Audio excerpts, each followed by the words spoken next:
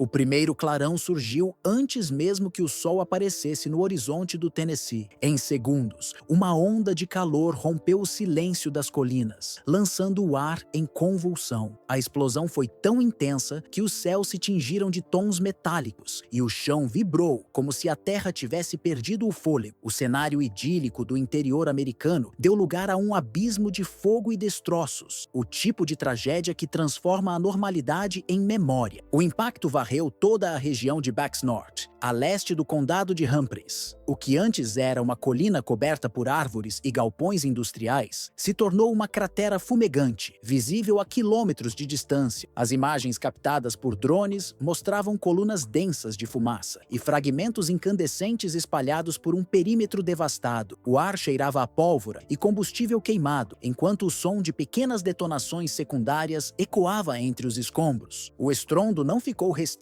ao Tennessee. Moradores em Kentucky e na Carolina do Norte relataram vibrações que lembravam um terremoto. Janelas se quebraram, telhados balançaram e sirenes de alarme foram acionadas em cidades vizinhas. Em poucos minutos, o país assistia ao vivo à tragédia que interrompeu transmissões de TV e colocou o nome da pequena Baxnorth no mapa mundial. As primeiras informações indicavam que o epicentro da explosão ficava nas instalações da Accurate Energetic Systems, uma empresa com contratos diretos com o Departamento de Defesa dos Estados Unidos, especializada na fabricação de explosivos militares, detonadores e munições de alta potência. O complexo de 8 prédios, cercado por mata e considerado um dos mais seguros da região de Massen, virou pó em questão de instantes. A detonação aconteceu às 7h45 da manhã, quando mais de uma centena de funcionários já ocupava o turno. Segundo o xerife Chris Davis, que lidera a equipe de resgate, a fábrica simplesmente desapareceu. Diante da imprensa, sua voz falhou ao se referir às vítimas como almas, um termo que refletiu o peso emocional de uma catástrofe que deixou famílias inteiras sem notícias. Relatórios de agências internacionais ampliaram o alcance da tragédia. Fontes europeias e asiáticas noticiaram que a planta produzia equipamentos bélicos destinados à Ucrânia, alimentando hipóteses sobre possíveis causas e motivações. Sabotagem, falha de segurança ou negligência técnica. Todas as opções permanecem em aberto. O que se sabe é que a confiança no sistema industrial americano sofreu um abalo profundo. A Accurate, em nota oficial publicada nas redes sociais, declarou apenas: "Nossos pensamentos estão com as famílias afetadas." A resposta fria foi mal recebida pela comunidade local, que se viu sem trabalho, sem renda e sem respostas. Para uma cidade onde a fábrica representava a base econômica, o silêncio corporativo soou como abandono. As equipes de resgate lutaram contra condições extremas. Segundo David Stewart, técnico de emergências, cada passo podia ser fatal. A ameaça de explosões secundárias e o risco de contaminação química tornaram o terreno instável e perigoso. Helicópteros sobrevoaram a área para conter novos focos de incêndio, enquanto especialistas em material bélico foram enviados de Washington para supervisionar a operação. A cidade de Louisville, a menos de 30 quilômetros do local, também sentiu os efeitos. O estrondo foi tão forte que provocou tremores perceptíveis, quebrando vidraças e danificando fachadas históricas. A representante estadual, Judy Barrett, descreveu o pânico inicial e a sensação de vulnerabilidade coletiva. Dias depois, a tragédia ainda dominava o noticiário. O governador Bill Lee pediu orações e anunciou uma investigação conjunta entre agências estaduais e federais. As cenas de vigílias à luz de velas, ao som de Amazing Grace, simbolizaram o luto de uma comunidade que, em poucas horas, perdeu sua fonte de sustento e sua sensação de segurança. O passado da Accurate agora retorna ao centro do debate. Em 2019, a empresa foi multada por violar normas da Agência de Segurança e Saúde Ocupacional, OSHA, relacionadas ao armazenamento de produtos químicos e substâncias radioativas. Na época, as sanções foram consideradas brandas e hoje, com dezenas de mortos, a negligência ganha nova gravidade gravidade. Baxnort, no entanto, não é um caso isolado. Em 2014, outra fábrica de munições na mesma região explodiu, matando trabalhadores e destruindo moradias próximas. E essa sequência se repete em escala nacional. Dos acidentes mineiros de Monongah, em 1907, às recentes explosões industriais em Pittsburgh e Nebraska. A história americana mostra um padrão de tragédias que poderiam ter sido prevenidas. Relatórios do Departamento de Energia apontam que o local produzia explosivos C4, minas terrestres e munições a granel, todos componentes cruciais para o abastecimento militar dos Estados Unidos. Analistas internacionais especulam que parte desses materiais seria exportada para Kiev, o que explicaria o interesse de veículos russos e europeus em noticiar o episódio. Enquanto as investigações avançam, cresce o desconforto dentro e fora dos Estados Unidos. Especialistas em defesa e segurança industrial apontam que a explosão no Tennessee expôs uma fragilidade há muito ignorada: a vulnerabilidade das cadeias de produção ligadas ao complexo militar americano. O incidente, que destruiu completamente a planta da Accurate Energetic Systems, não representa apenas um prejuízo econômico, mas um abalo simbólico na confiança que Washington sempre buscou projetar como potência tecnológica e industrial. A interrupção repentina de uma instalação vinculada ao fornecimento de armamentos reacendeu discussões em fóruns internacionais sobre o grau de dependência da Ucrânia em relação às linhas de produção norte-americana. Analistas do Pentágono admitiram, sob anonimato, que parte dos componentes produzidos pela Accurate era essencial para o reabastecimento de sistemas de artilharia usados no leste europeu. A perda desse elo produtivo, ainda que temporária, coloca pressão sobre outras plantas em Texas, Ohio e Missouri, que já operam no limite de capacidade. Nos bastidores políticos, membros do Congresso dos Estados Unidos cobram explicações sobre falhas de fiscalização que permitiram que uma unidade considerada estratégica operasse com registros de irregularidades anteriores. O governo federal, por sua vez, tenta conter o desgaste público, evitando que o episódio seja interpretado como um sintoma de colapso estrutural. A Casa Branca anunciou a criação de um grupo de trabalho interagência, integrando o Departamento de Energia, o Departamento de Defesa e a OSHA, para revisar os protocolos de segurança em todas as fábricas vinculadas ao setor militar. A explosão em Baxnort também reacendeu memórias de tragédias industriais que marcaram a história americana, desde os desastres mineiros do início do século XX até os acidentes em plantas químicas no cinturão industrial dos Grandes Lagos. Em cada caso, a narrativa se repete: advertências ignoradas, fiscalizações parciais e uma reação pública que só vem após o colapso. No campo simbólico, o desastre provocou um impacto profundo. A voz do xerife Chris Davis, gravada pelos repórteres locais enquanto ele observava as ruínas, tornou-se um retrato do desamparo coletivo. "Não há nada para descrever. Desapareceu", disse ele, com a expressão vazia de quem testemunha o impossível. Sua frase, repetida nos telejornais e nas redes sociais, ecoa agora como um epitáfio para uma cidade inteira. Entre os escombros, restam mais do que cinzas. Ficaram o medo, a incerteza e a percepção de que a força de uma nação pode ruir não por um inimigo externo, mas por suas próprias falhas internas. O que antes simbolizava o vigor industrial americano, máquinas, aço e autoconfiança, hoje serve como lembrete de que até os impérios mais preparados são vulneráveis ao próprio descuido. O caso de Baxnort se torna, assim, um ponto de inflexão. O Tennessee, acostumado a ser lembrado por sua música e cultura, agora carrega uma cicatriz que questiona a própria ideia de invulnerabilidade nacional. E no eco distante das sirenes, permanece a pergunta que ninguém consegue calar: como um país que fabrica as armas mais sofisticadas do planeta falhou em proteger aqueles que as produzem?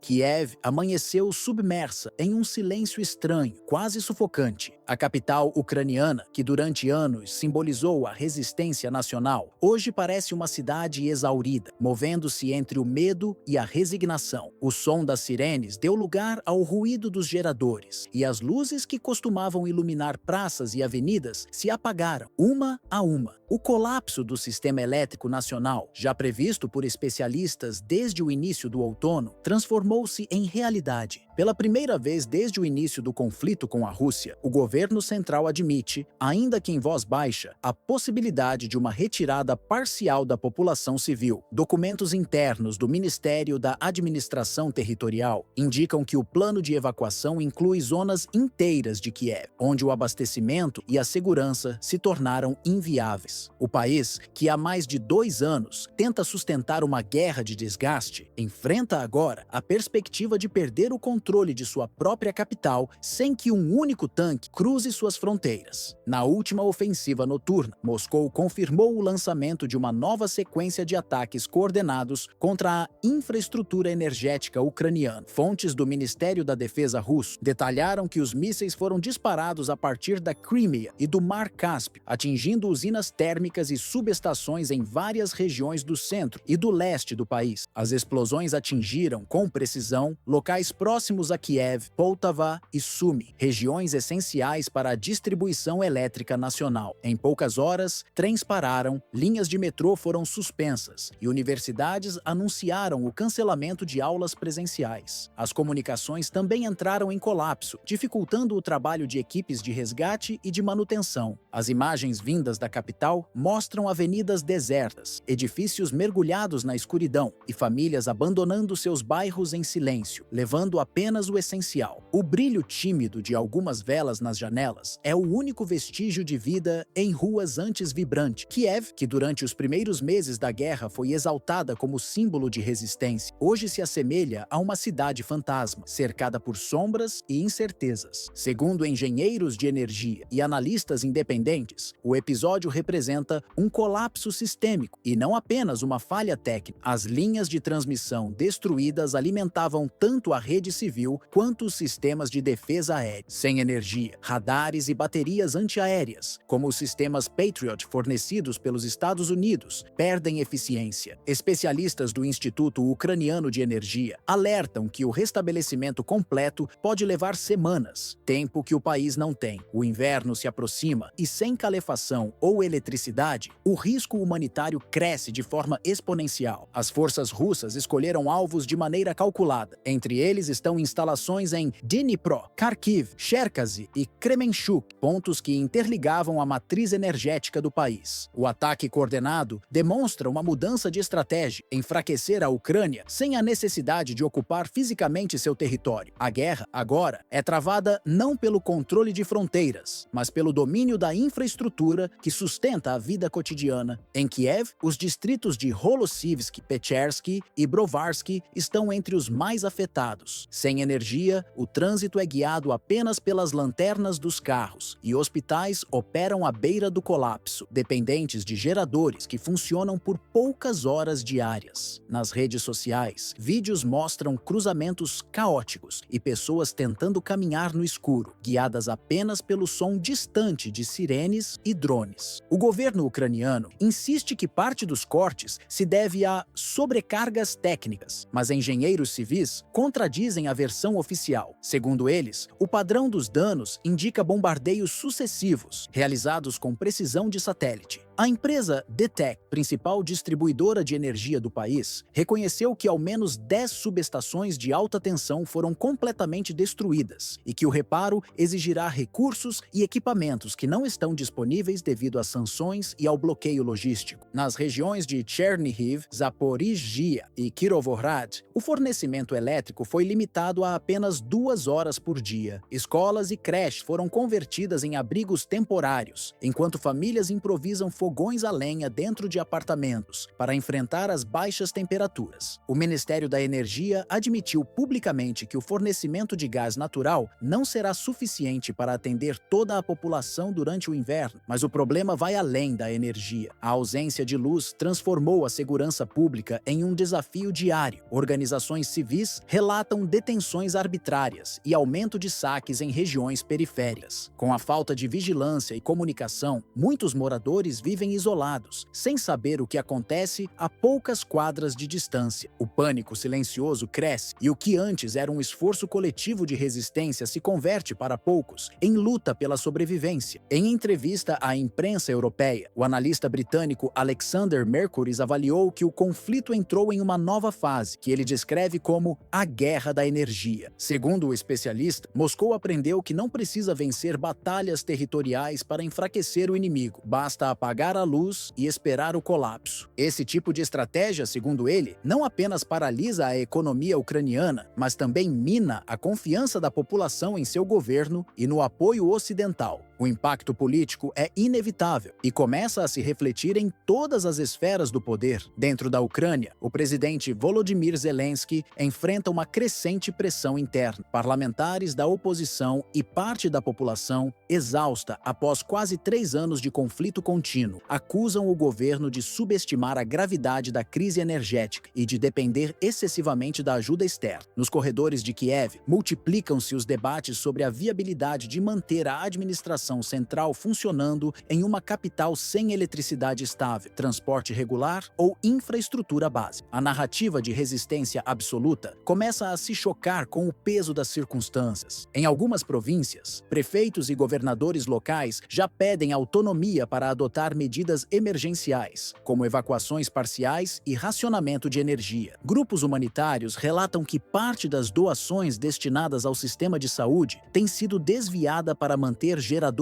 militares, o que alimenta o descontentamento civil. Há também um sentimento crescente de que Kiev, antes símbolo de unidade, se tornou uma bolha isolada das províncias mais afetadas pelos bombardeios. Na Europa, o cansaço começa a se tornar político. Em países como Alemanha, França e Itália, setores da população questionam o custo financeiro e energético de prolongar o apoio à Ucrânia. Protestos esporádicos contra o envio de armamentos voltaram a ocorrer e líderes europeus discutem abertamente a necessidade de recalibrar suas políticas externas para evitar um confronto direto com Moscou. As sanções contra a Rússia, embora ainda em vigor, têm provocado repercussões internas, aumento nos preços da energia, desgaste diplomático e divisões entre os próprios membros da União Europeia. Enquanto isso, em Moscou, o Kremlin transforma o apagão ucraniano em ferramenta política. Nas televisões estatais, as imagens de cidades às escuras são apresentadas como demonstração de eficácia militar e argumento moral. A Rússia, segundo sua narrativa, não atacaria civis, mas estruturas que alimentam o esforço de guerra. Essa estratégia de comunicação tem dupla função: reforçar a confiança interna e demonstrar à comunidade internacional que o poder russo permanece intacto, apesar das sanções. Nos bastidores, analistas do Ministério da Defesa russo descrevem a ofensiva energética como um golpe de desgaste prolongado. A ideia é clara: atingir a capacidade de resistência ucraniana sem a necessidade de ocupações territoriais, forçando o país ao limite psicológico e logístico. Segundo fontes de inteligência europeias, Moscou acredita que o inverno funcionará como um aliado silencioso. O frio extremo, aliado à falta de energia, pode paralisar o país mais rápido do que qualquer exército. Em Kiev, o som dos geradores substitui o da vida cotidiana. O vento percorre ruas vazias e carrega consigo o eco distante de uma cidade que ainda tenta se manter de pé. Pequenos comércios reabrem à luz de lanternas e voluntários distribuem alimentos nas estações de metrô que agora servem como abrigos improvisados. O cenário é quase simbólico. Uma capital que resiste não com armas, mas com velas e improviso. A guerra, que começou como disputa territorial, assumiu agora um caráter existencial. O que está em jogo não é apenas quem controla o mapa, mas quem consegue manter o essencial: calor, luz, abrigo, dignidade. Cada gerador que permanece ligado é uma vitória simbólica. Cada lâmpada acesa, um ato de desafio. No coração escuro da Ucrânia, a guerra já não se mede por quilômetros conquistados ou linhas de frente estabelecidas, mas pela simples capacidade de continuar existindo. E é nessa persistência silenciosa, sustentada pela fé e pela necessidade, que Kiev encontra sua nova forma de resistência, uma resistência que brilha, ainda que tenuemente, na penumbra da guerra.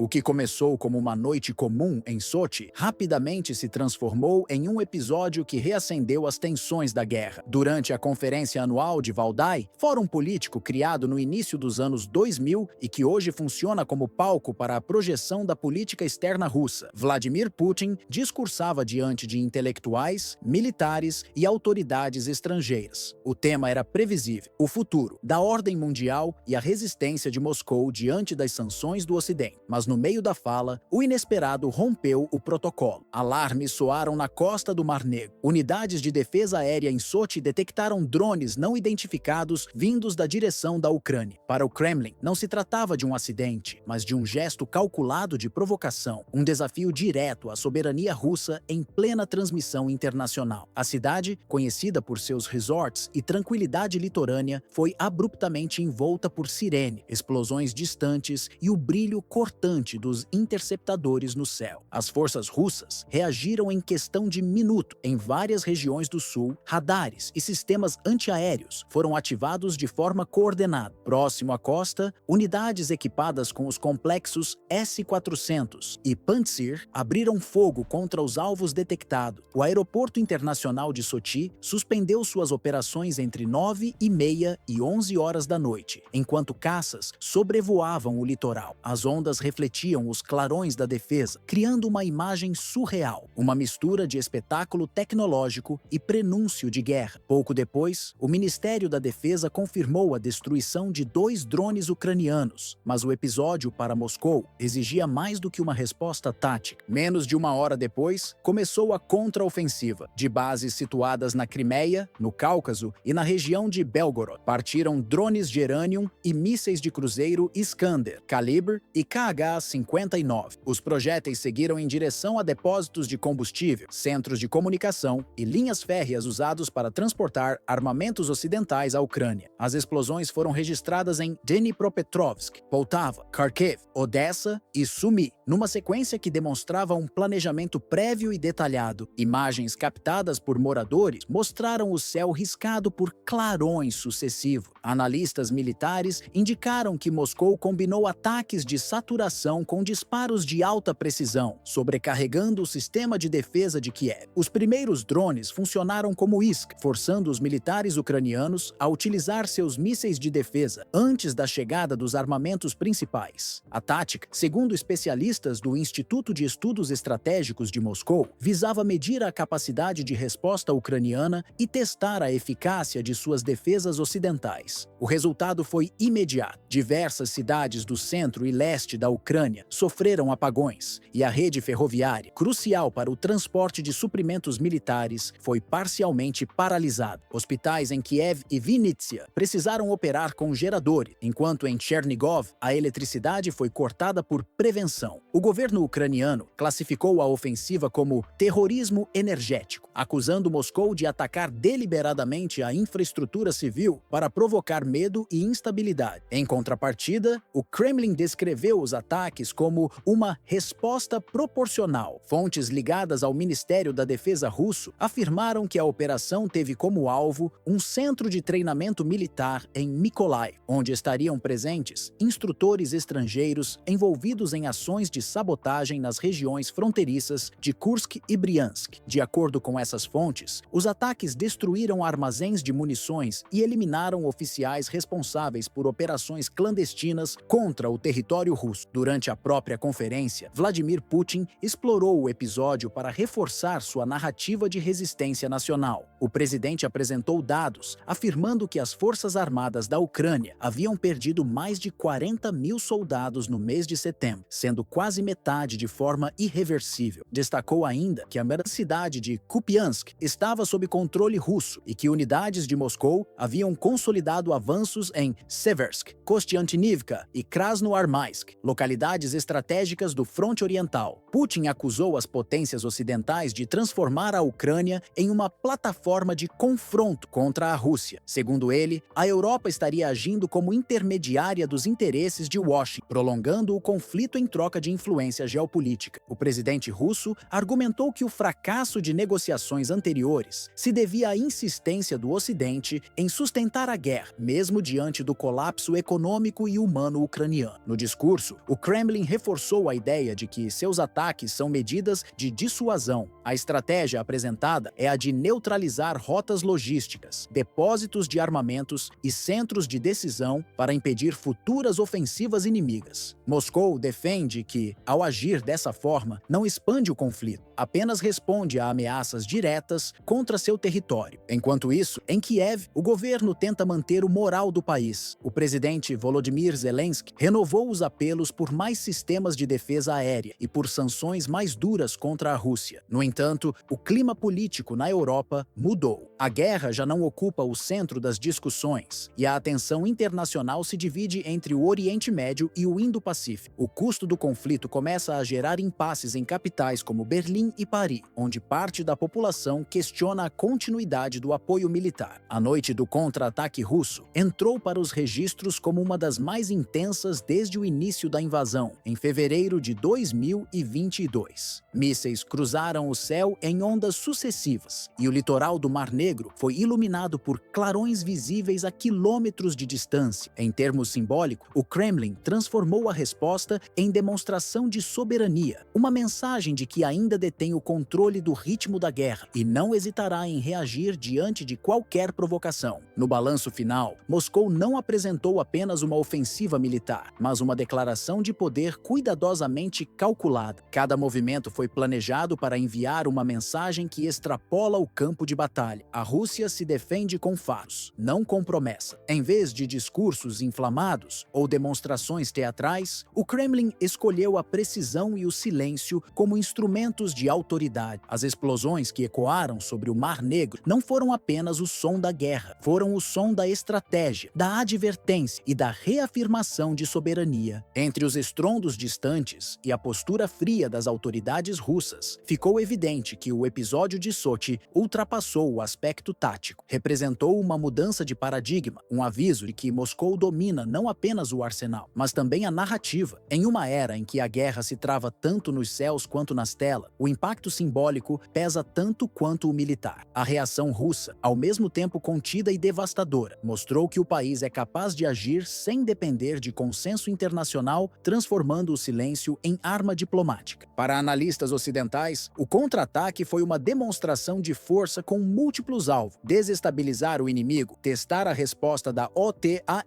e reforçar a imagem de autossuficiência perante o próprio público russo. No plano interno, o episódio reforçou a narrativa de que o país enfrenta não apenas a Ucrânia, mas todo o bloco político e militar do Ocidente. No exterior, foi interpretado como um lembrete de que qualquer tentativa de pressionar Moscou tem um custo que não se mede apenas em destruição, mas em influência. O caso de Sochi também se insere em um contexto mais amplo de competição global. Enquanto a Rússia consolida alianças com países como a China, o Irã e a Coreia do Norte, o eixo ocidental tenta conter sua expansão política e militar no espaço pós-soviético. O incidente demonstrou que, mesmo sob sanções e isolamento diplomático, Moscou ainda dita o ritmo da escalada, reagindo de maneira imprevisível, sem seguir o roteiro esperado pelas potências ocidentais. No fim, o episódio revelou algo maior do que o embate entre dois exércitos. Ele expôs o surgimento de uma nova forma de poder, mais psicológica que territorial. Em tempos de guerra híbrida, as fronteiras físicas perdem importância diante do controle da informação, da energia e do medo. O verdadeiro domínio está na capacidade de manipular a percepção do adversário, de fazê-lo hesitar antes de agir. Sochi se tornou, assim, o símbolo de um novo modelo de guerra, em que a força bruta cede lugar à guerra dos sinais, das interpretações e do silêncio estratégico. Kiev vive uma das fases mais críticas desde o início da guerra em fevereiro de 2022. Nas zonas periféricas da capital, o som constante dos drones russos substituiu o ruído da vida cotidiana. O que antes eram bairros fortificados, agora se transformou em faixas de resistência intermitente, mantidas por batalhões ucranianos cada vez mais isolados. As ofensivas vindas do norte e do leste ganharam impulso nas últimas semanas, e fontes ligadas ao Ministério da Defesa defesa ucraniano reconhecem que Moscou mantém uma ofensiva permanente com o objetivo de retomar áreas estratégicas da cidade. O eixo de avanço russo segue pelo corredor que conecta Kupiansk a Sebsk, cortando um território devastado por meses de combates. Estradas congeladas, pontes destruídas e depósitos abandonados marcam a paisagem. As baixas temperaturas, que historicamente travavam campanhas militares nessa região, agora beneficiam o deslocamento de tanques e veículos blindados russos, permitindo progressos rápidos sobre terrenos endurecidos pelo gelo. De Londres a Washington, analistas observam que a velocidade da operação indica uma mudança no padrão de guerra. Em vez de um ataque frontal, o Kremlin aposta no desgaste progressivo. Relatórios de inteligência ucraniana descrevem um estado de alerta total em Kiev. O som ininterrupto de drones sobrevoando a cidade não é apenas intimidador, faz parte de uma estratégia planejada para saturar radares, confundir as defesas e enfraquecer o moral. Segundo fontes da OTAN em Bruxelas, Moscou teria preparado uma frota de drones para uma campanha de inverno em larga escala, dividida em fases sucessivas, com o objetivo de paralisar a logística e interromper comunicações militares e civis. A primeira fase dessa operação, segundo especialistas em táticas de saturação, teria como meta sobrecarregar as defesas aéreas ucranianas. Usinas de energia, depósitos de munição e centros de comando são os principais alvos, e o impacto já é visível. Apagões parciais em vários distritos de Kiev, falta de combustível e colapso no transporte de suprimento. Para muitos analistas, a situação é uma repetição das ofensivas russas de 2023, quando Moscou priorizou ataques à infraestrutura em vez de confrontos diretos. Em Pokrovsk e Dnipro, a ofensiva russa avança em ritmo constante, abrindo um corredor que se estende até Zaporíjia. Unidades conhecidas como Brigadas do Norte, treinadas para combate em condições extremas, foram destacadas para essa frente. Essas formações têm conduzido operações de infiltração e ataques de precisão, aproveitando o terreno congelado e a desorganização das forças adversárias. Paralelamente, relatórios internos sugerem tensões dentro da cadeia de comando ucraniana, com disputas entre comandantes regionais e acusações de sabotagem. Na região de Sumy, tropas russas romperam cinturões florestais e avançaram pequenas distâncias, consolidando posições táticas que, embora limitadas em extensão, demonstram o enfraquecimento progressivo das defesas ucranianas. Mais ao leste, em Kharkiv, combates intensos nas margens do rio Oskil transformaram a cidade em um cenário de destruição. Moradores descrevem o cotidiano sob bombardeios contínuos e ruas tomadas por escombros. Em Kupiansk, o cerco é quase total. A cidade está sob fogo constante e praticamente isolada por terra. Em Chernihiv, uma das rotas mais importantes de abastecimento, um comboio ucraniano foi destruído. Entre os veículos atingidos estavam caminhões de transporte de drones e equipamentos de comunicação. Moscou afirma que o prejuízo material supera dezenas de milhões de dólares, uma perda significativa para uma Ucrânia já exaurida pela guerra prolongada. O objetivo russo, segundo especialistas, é claro, neutralizar a logística aérea e impedir que as forças ucranianas reabasteçam suas frentes de combate. No eixo de Krasnolmansk, as tropas russas retomaram posições em torno de Yampol e Krivoshiv, consolidando um avanço gradual. Estimativas ocidentais apontam que até 25 mil soldados ucranianos foram deslocados para tentar conter o movimento, mas sem sucesso. A estratégia russa baseia-se em ataques simultâneos e fragmentados, que desorientam o inimigo e reduzem sua capacidade de reagrupar. Sebsk, uma cidade que se tornou símbolo de resistência local, enfrenta o risco de colapso por falta de suprimentos. Sem combustível e com rotas cortadas, os defensores sobrevivem com recursos limitados. Um analista militar europeu classificou a redistribuição apressada das tropas ucranianas como um erro estratégico que pode comprometer outras frentes de defesa. A pressão contínua em várias direções tem provocado o esgotamento das reservas de homens e equipamentos de Kiev. Mais ao sul, na região de Dnipro e Zaporíjia, destacamentos aerotransportados russos consolidaram posições em cidades como Poltava e Verboev. Apesar do uso intensivo de drones ucranianos, as tropas invasoras conseguiram manter o avanço. Cada estrada retomada amplia o domínio russo e facilita novas ofensivas em direção ao coração industrial do país. O método russo é claro: evitar confrontos diretos de alto custo e promover o colapso colapso interno da retaguarda inimiga. As ofensivas se concentram em cortar linhas de abastecimento, destruir subestações elétricas e desorganizar o comando central. A consequência é uma guerra de desgaste que mina lentamente a capacidade de resistência ucraniana. Na capital, a eletricidade oscila, o transporte público opera de forma irregular e a população enfrenta invernos cada vez mais severos, sem segurança energética. Caso a atual ofensiva mantenha o ritmo, Kiev poderá ingressar em uma nova e decisiva etapa da guerra, não caracterizada por explosões súbitas, mas por uma deterioração gradual e implacável de sua estrutura militar, energética e civil. O conflito caminha para um ponto em que o desgaste se torna mais letal do que qualquer ataque direto. A escassez de combustível, a destruição das linhas ferroviárias e a perda de comunicações estratégicas já criam um cenário de paralisia que, segundo analistas militares, tende a se agravar com o avanço do inverno. Relatórios de especialistas da União Europeia e dos Estados Unidos indicam que o exército ucraniano opera próximo do limite físico e psicológico. A cada dia, as forças de Kiev enfrentam maiores dificuldades para repor munições, reparar blindados e reorganizar batalhões. Os ataques coordenados às redes elétricas, às estações de abastecimento e para centros de transporte estão minando a resistência não apenas no campo de batalha, mas também na retaguarda civil, onde hospitais e abrigos funcionam com energia racionada. Essa nova fase, descrita por analistas como uma guerra de exaustão, tem consequências que ultrapassam o território ucraniano. O prolongamento do conflito pressiona economias europeias já fragilizadas pela crise energética, reacende divergências políticas dentro da União Europeia e reacende temores de uma recessão em países que dependem do gás russo. Governos como o da Alemanha e da França enfrentam crescente resistência interna para manter o apoio militar a Kiev, enquanto o Reino Unido e a Polônia continuam entre os poucos dispostos a sustentar a escalada armamentista. No campo diplomático, Moscou aproveita o desgaste do Ocidente para consolidar laços com países do Sul global. A recente aproximação com China, Índia e Brasil nos fóruns multilaterais indica que o Kremlin busca transformar a guerra em um instrumento de reposicionamento global. Especialistas em política internacional afirmam que, se Kiev cair ou aceitar um cessar-fogo em termos desfavoráveis, a Rússia não apenas consolidará o controle sobre o leste ucraniano, mas também ampliará sua influência política em partes da Ásia e do Oriente Médio, redefinindo o eixo de poder mundial. Dentro da Ucrânia, o clima é de exaustão e incerteza. A mobilização forçada, a censura interna e o desgaste do discurso patriótico começam a gerar fissuras sociais e políticas. Fontes locais relatam o aumento do descontentamento entre civis, especialmente em regiões do centro e do oeste do país, que ainda não sentiram o impacto direto da guerra, mas enfrentam racionamento de energia e aumento nos preços dos alimentos. O governo de Volodymyr Zelensky, que no início do conflito era símbolo de resistência, agora enfrenta questionamentos sobre a eficácia da estratégia militar e o custo humano da prolongação do conflito. Especialistas em segurança europeia alertam que o desfecho dessa fase poderá reconfigurar todo o sistema de defesa do continente. Um eventual colapso ucraniano abriria espaço para que Moscou fortalecesse sua presença nas fronteiras da OTAN, especialmente na Bielorrússia, no Mar Negro e nos Balcãs. Essa perspectiva já mobiliza discussões em Bruxelas e em Washington sobre uma possível redefinição das fronteiras de influência entre o bloco ocidental e a esfera russa, algo que não acontecia em escala tão dramática desde o fim da Guerra Fria. Assim, a ofensiva que hoje se desenrola em torno de Kiev não é apenas uma batalha militar, é o prenúncio de uma transformação geopolítica com potencial para alterar os fundamentos da segurança europeia. O mapa político da Europa Oriental pode ser redesenhado não por tratados ou negociações, mas pelo simples esgotamento das forças em campo, um processo lento, calculado e inevitável que já começou a mudar a forma como o mundo observa a guerra.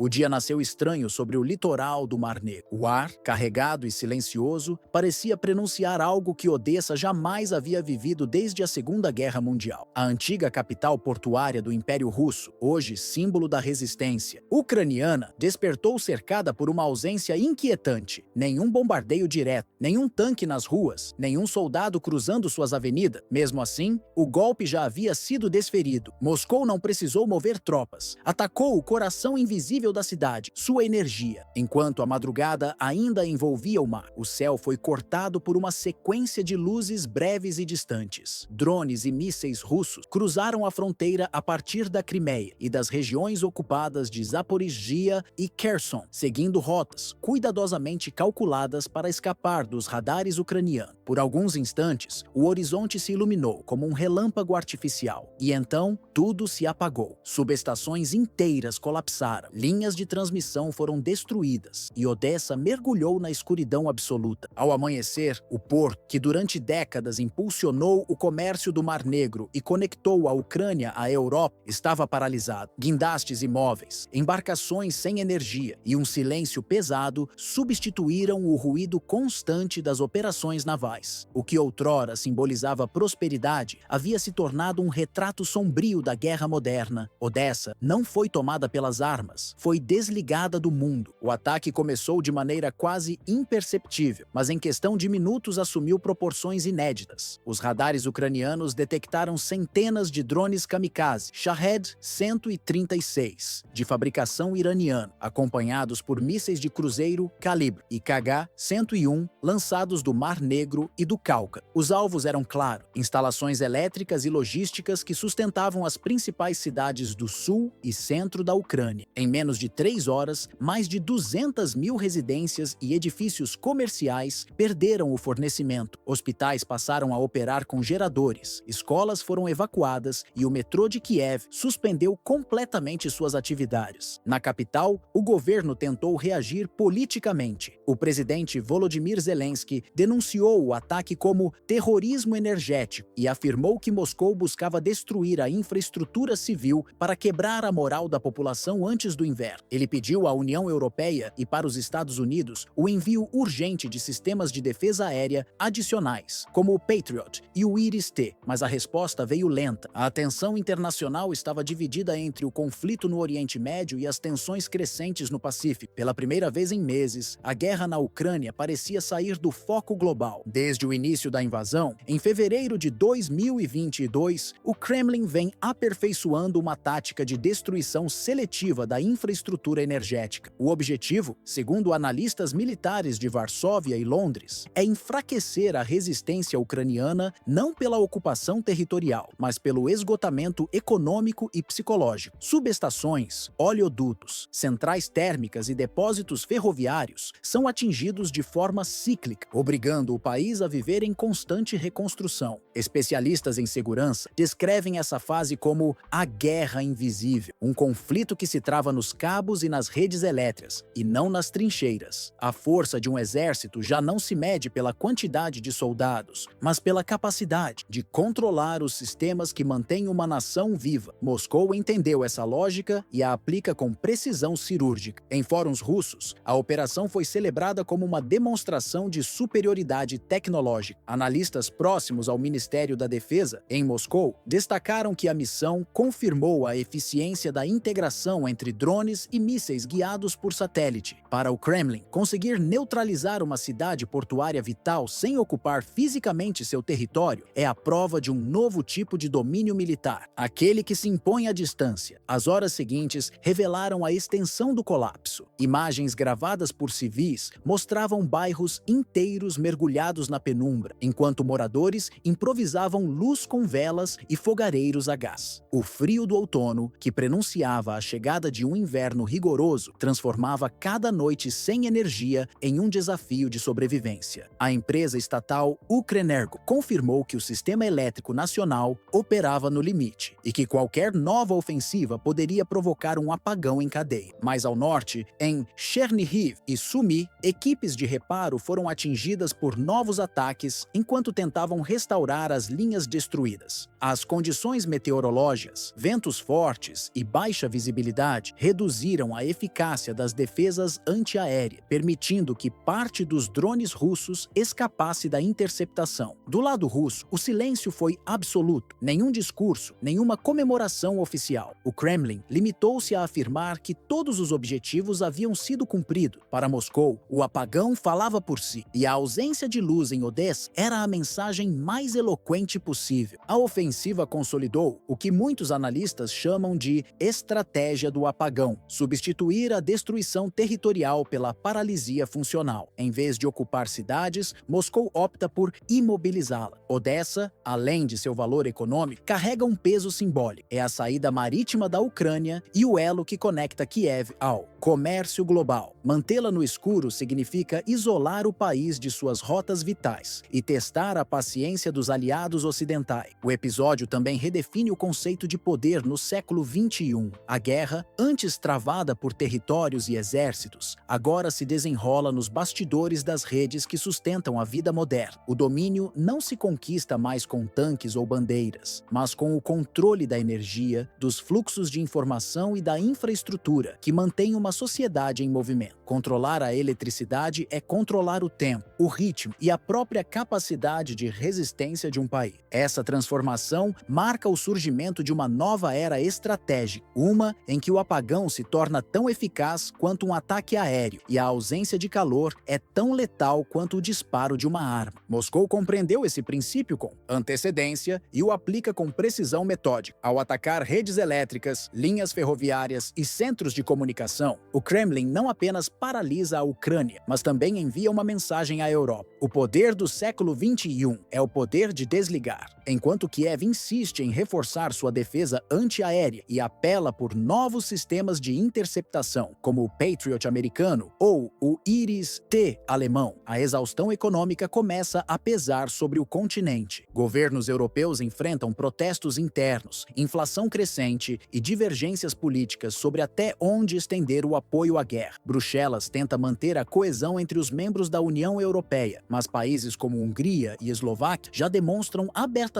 sua resistência a novas sanções. Moscou, por sua vez, avança sem pressa, moldando o conflito a seu favor. O Kremlin aprendeu a jogar com o tempo, alternando períodos de silêncio e ofensivas pontuais para desgastar não apenas o inimigo direto, mas também seus aliados. Cada novo ataque à infraestrutura ucraniana pressiona o Ocidente a reagir, elevando custos políticos e financeiros. A Rússia mostra, assim, que é capaz de influenciar o andamento da guerra sem disparar um único tiro em solo inimigo. Odessa, mergulhada na escuridão e isolada de seu próprio mar, tornou-se o símbolo mais visível desse novo paradigma. Uma cidade vencida não pelo fogo, mas pelo frio, não por tanques, mas pela ausência de energia. Seu silêncio ecoa muito além das fronteiras da Ucrânia. É o reflexo de uma guerra que já não se trava apenas no campo de batalha, mas nas redes invisíveis que sustentam o mundo moderno.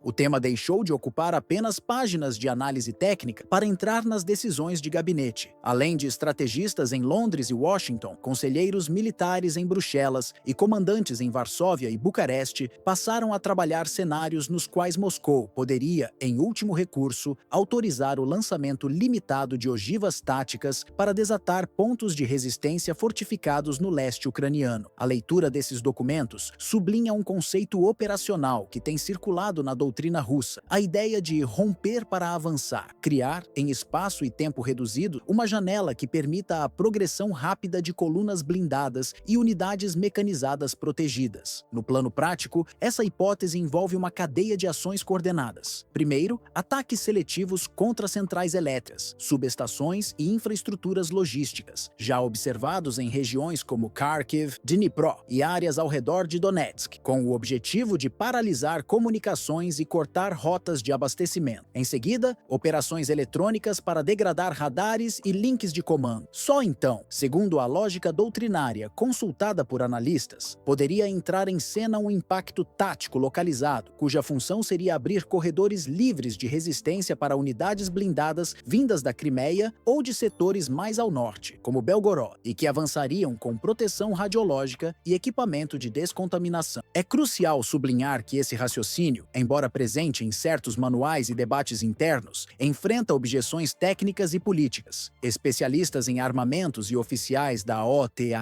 apontam limitações práticas. O efeito militar de uma detonação de baixo rendimento depende fortemente do terreno, da dispersão das forças e da possibilidade de controlar deslocamentos civis. Além disso, mesmo uma explosão limitada produziria consequências ambientais e humanitárias duradouras, contaminação de solo e água, prejuízos à agricultura e ao abastecimento de energia, que poderiam tornar irreversíveis áreas inteiras do país. No campo diplomático, a simples menção dessa opção altera o jogo. O Kremlin, por meio de vozes como o ministro Sergei Lavrov, tem combinado advertências públicas com acusações ao Ocidente por prolongar o conflito com envios de armamentos para Kiev. Em reuniões bilaterais e em fóruns como as Nações Unidas, a narrativa russa tem sido a de que medidas extremas se justificariam caso Moscou perceba que a escalada tecnológica e logística de Washington e seus aliados vise de fato desestabilizar regiões vitais russas. Para capitais europeias, Berlim, Paris e Varsóvia à frente, essa retórica tem implicado convocar reuniões de emergência, revisar planos de proteção civil e acelerar o reforço de estoques médicos e planos de evacuação. No fronte ucraniano, as consequências já são palpáveis. Autoridades em Kiev relatam danos severos à rede energética, centrais de cogeração fora de serviço, subestações queimadas e linhas de transmissão cortada, que não só complicam a atividade militar, como afetam serviços essenciais, hospitais operando com geradores de emergência, sistemas de água comprometidos e centros de comando com capacidade limitada de comunicação. Satélites de observação mostram ilhas de luzes isoladas em cidades como Odessa e Chernihiv, indicando pontos de funcionamento precário em meio a vastas áreas sem energia. Humanitariamente, a perspectiva de qualquer uso nuclear, mesmo tático e restrito, gera pânico legítimo. Organizações humanitárias e agências da ONU advertiram reiteradamente sobre os riscos, deslocamentos em massa, contaminação agropecuária, necessidade de longas operações de descontaminação e impactos na saúde pública que se estenderiam por décadas. Além disso, o emprego de uma arma nuclear, mesmo de baixo rendimento, traria consequências legais e políticas profundas, complicaria a atuação do Conselho de Segurança e poderia precipitar respostas unilaterais que alimentariam uma escalada difícil de controlar. No campo econômico, a ameaça já provoca efeitos imediatos. Mercados de energia reagem a imagens e relatórios que mostram usinas atingidas. Governos europeus aceleram medidas para proteger reservas de gás. E investidores recalibram riscos em contratos com empresas que operam na região. A dependência europeia por fluxos de energia alternativos torna-se pauta urgente nas capitais, enquanto políticas de diversificação e armazenamento ganham prioridade. Os analistas enfatizam que a decisão de recorrer a munições nucleares táticas não é puramente técnica nem exclusivamente militar. É um cálculo político com implicações estratégicas. A opção ficará condicionada à persistência da resistência ucraniana, à eficácia das tentativas de restauração logística e à avaliação, em Moscou, do custo político internacional que um gesto tão extremo acarretaria. Em outras palavras, a escolha é conjuntural e depende tanto do desempenho das forças sobre o terreno quanto das dinâmicas diplomáticas entre Moscou, Washington, Bruxelas e Pequim. A comunidade internacional encontra-se diante de uma encruzilhada de difícil solução. Qualquer resposta imediata à ameaça de uso de armamento nuclear tático exige precisão diplomática e cálculo estratégico, pois um movimento em falso poderia alimentar exatamente o cenário que se busca evitar. Trata-se de um jogo de equilíbrio, em que cada declaração pública, sanção ou mobilização militar pode ser interpretada como provocação e, portanto, justificar para olhos de Moscou uma medida ainda mais extrema. Nas Nações Unidas, diplomatas alertam que as tradicionais fórmulas de contenção, como sanções econômicas econômicas, embargos e condenações formais já não produzem o mesmo impacto de outrora. Sessões extraordinárias do Conselho de Segurança vêm sendo convocadas com urgência, mas terminam frequentemente em impasses, travadas pelo poder de veto e pela retórica de desconfiança entre potências nucleares. Representantes de países como China e Índia tentam intermediar posições, defendendo negociações diretas que evitem o colapso total da segurança europeia. Ainda assim, o tom dos debates revela a dificuldade de restaurar qualquer senso de previsibilidade. Enquanto isso, o bloco ocidental discute novas camadas de resposta. Bruxelas e Washington avaliam sanções adicionais contra o setor energético e financeiro russo, além de planos emergenciais de redistribuição de gás e petróleo para reduzir o impacto de uma eventual escalada. No entanto, especialistas reconhecem que essas medidas têm efeito limitado diante de um cenário onde o elemento de dissuasão já ultrapassou o campo econômico. O verdadeiro temor agora está na imprevisibilidade, na possibilidade de que a escalada psicológica e simbólica acabe se transformando em ação concreta. Organizações humanitárias e centros de monitoramento de crise também entram em alerta. Agências da ONU e o Comitê Internacional da Cruz Vermelha discutem protocolos de evacuação e planos de resposta para uma eventual contaminação radiológica, mesmo em pequena escala. Equipes de emergência em países fronteiriços como Polônia, Romênia e Moldávia foram orientadas a reforçar estoques de medicamentos, equipamentos de proteção e recursos de descontaminação. Em simulações recentes, analistas apontaram que um incidente nuclear limitado, ainda que localizado, teria efeitos imediatos sobre fluxos migratórios, cadeias de abastecimento e estabilidade regional. No campo político, cresce o receio de que a ausência de consenso global abra espaço para decisões unilaterais. Cada potência, ao agir isoladamente, aumenta o risco de interpretações cruzadas e reações em cadeia. Moscou, por sua vez, utiliza esse impasse como instrumento de pressão. Ao manter a ameaça em estado latente, impõe um clima de incerteza que fragiliza a coordenação entre seus adversários e mina o moral das populações sob tensão constante. Enquanto os diplomatas debatem e os técnicos tentam restaurar redes elétricas e comunicações destruídas, a sensação de vulnerabilidade persiste. Especialistas em segurança internacional afirmam que o verdadeiro campo de batalha agora se estende além das fronteiras físicas. Ele ocorre na mente de quem calcula, teme ou hesita. O botão nuclear, antes símbolo distante da Guerra Fria, volta a ocupar um espaço psicológico no imaginário global, ressuscitando discussões sobre limites éticos, poder e sobrevivência. Por isso, mesmo que o conflito se mantenha restrito a combates convencionais, o espectro de uma decisão nuclear limitada continua rondando como uma sombra imprevisível. Ele figura não apenas nos mapas estratégicos de Moscou e Kiev, mas também nas planilhas econômicas, nos discursos diplomáticos e nos simuladores de crise das potências globais. Até que a infraestrutura ucraniana seja parcialmente estabilizada e que novas garantias políticas reduzam o risco de escalada, o mundo seguirá em um estado de tensão suspensa, dividido entre a cautela e o medo de presenciar, mais uma vez, o ponto de não retorno da humanidade. Nos últimos meses, novas revelações trouxeram à tona um debate que tem provocado desconforto diplomático entre as potências ocidentais. Até que ponto o apoio militar dos Estados Unidos e de seus aliados à Ucrânia se mantém dentro dos limites de uma cooperação tradicional? Diversas reportagens, baseadas em documentos e em depoimentos de fontes ligadas à inteligência europeia e norte-americana, sugerem que o envolvimento de Washington pode ir muito além do fornecimento de armas e equipamentos.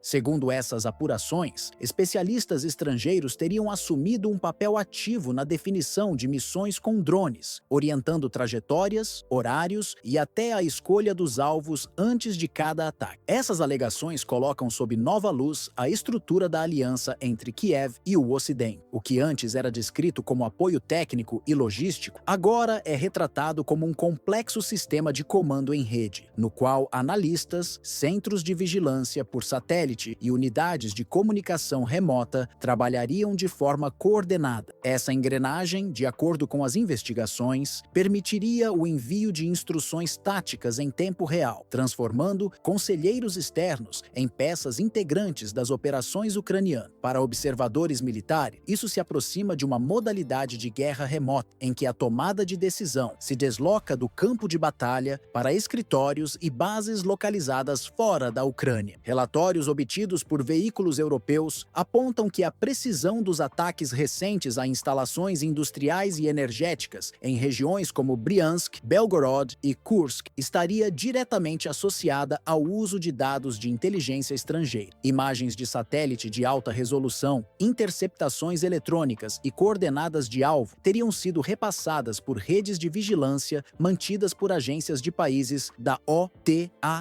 Caso essas informações sejam confirmadas, o cenário revelaria uma ampliação significativa da participação ocidental, não apenas como fornecedora de armamento, mas como colaboradora ativa no planejamento de ofensivas dentro do território russo. Essa possível dinâmica de cooperação transnacional representaria um salto qualitativo no apoio a Kiev, transformando a Ucrânia em uma peça central de um tabuleiro controlado à distância. Segundo analistas de segurança consultados por think tanks na Alemanha e na Turquia, o conflito estaria entrando em uma fase em que a guerra convencional se mistura com operações cibernéticas e de inteligência, em um modelo em que a geografia perde relevância diante do alcance tecnológico. Essa estratégia, definida por alguns especialistas como guerra à distância, reflete uma tendência moderna. O poder militar se mede tanto pela capacidade de atingir o inimigo, quanto pelo controle das redes que definem onde, quando e como o ataque acontece. As investigações mencionam ainda que o ciclo completo dessas operações, do reconhecimento inicial à sincronização dos disparos, contaria com suporte estrangeiro constante. 3 fontes independentes, citadas por jornais norte-americanos, afirmaram que sem esse fluxo de dados externos, a precisão dos drones ucranianos seria drasticamente menor. Isso explicaria a eficácia dos recentes ataques contra refinarias, oleodutos e subestações de energia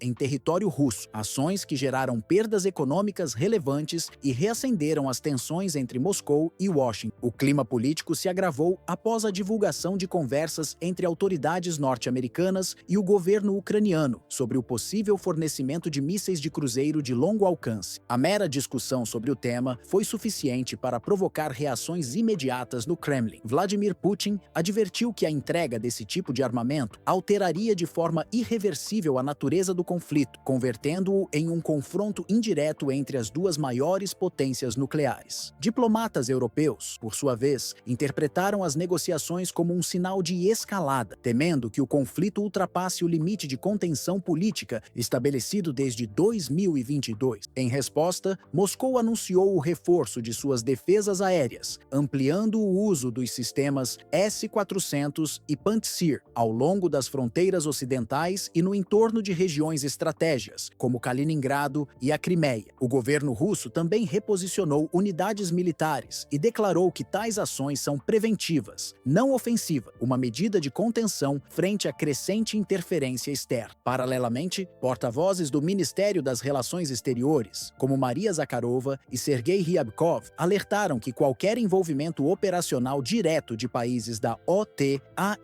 seria interpretado como um ato hostil, com consequências diplomáticas e militares severas. As implicações desse episódio vão muito além do campo de batalha. Se comprovadas, as denúncias poderiam redefinir os limites entre assessoria militar e comando direto, abrindo espaço para questionamentos jurídicos no âmbito do direito internacional. Para a Ucrânia, significaria um salto em sua capacidade de projeção de força. Para a Rússia, a confirmação de que enfrenta um bloco ocidental atuando de forma coordenada. E para os Estados Unidos e a Europa, um dilema político sobre o quanto estão dispostos a se expor em uma guerra que já consome recursos, apoio popular e estabilidade diplomática. Ainda assim, o panorama permanece nebuloso. A maioria dos documentos que sustentam as denúncias não foi divulgada publicamente e as fontes envolvidas mantêm-se sob anonimato. Enquanto alguns especialistas classificam as operações como cooperação legítima entre aliados, outros enxergam nelas uma forma disfarçada de intervenção militar indireta. Essa distinção é crucial. Entre compartilhar informações e dirigir ataques há uma diferença substancial, tanto no plano político quanto no jurídico. A repercussão dessas alegações já começa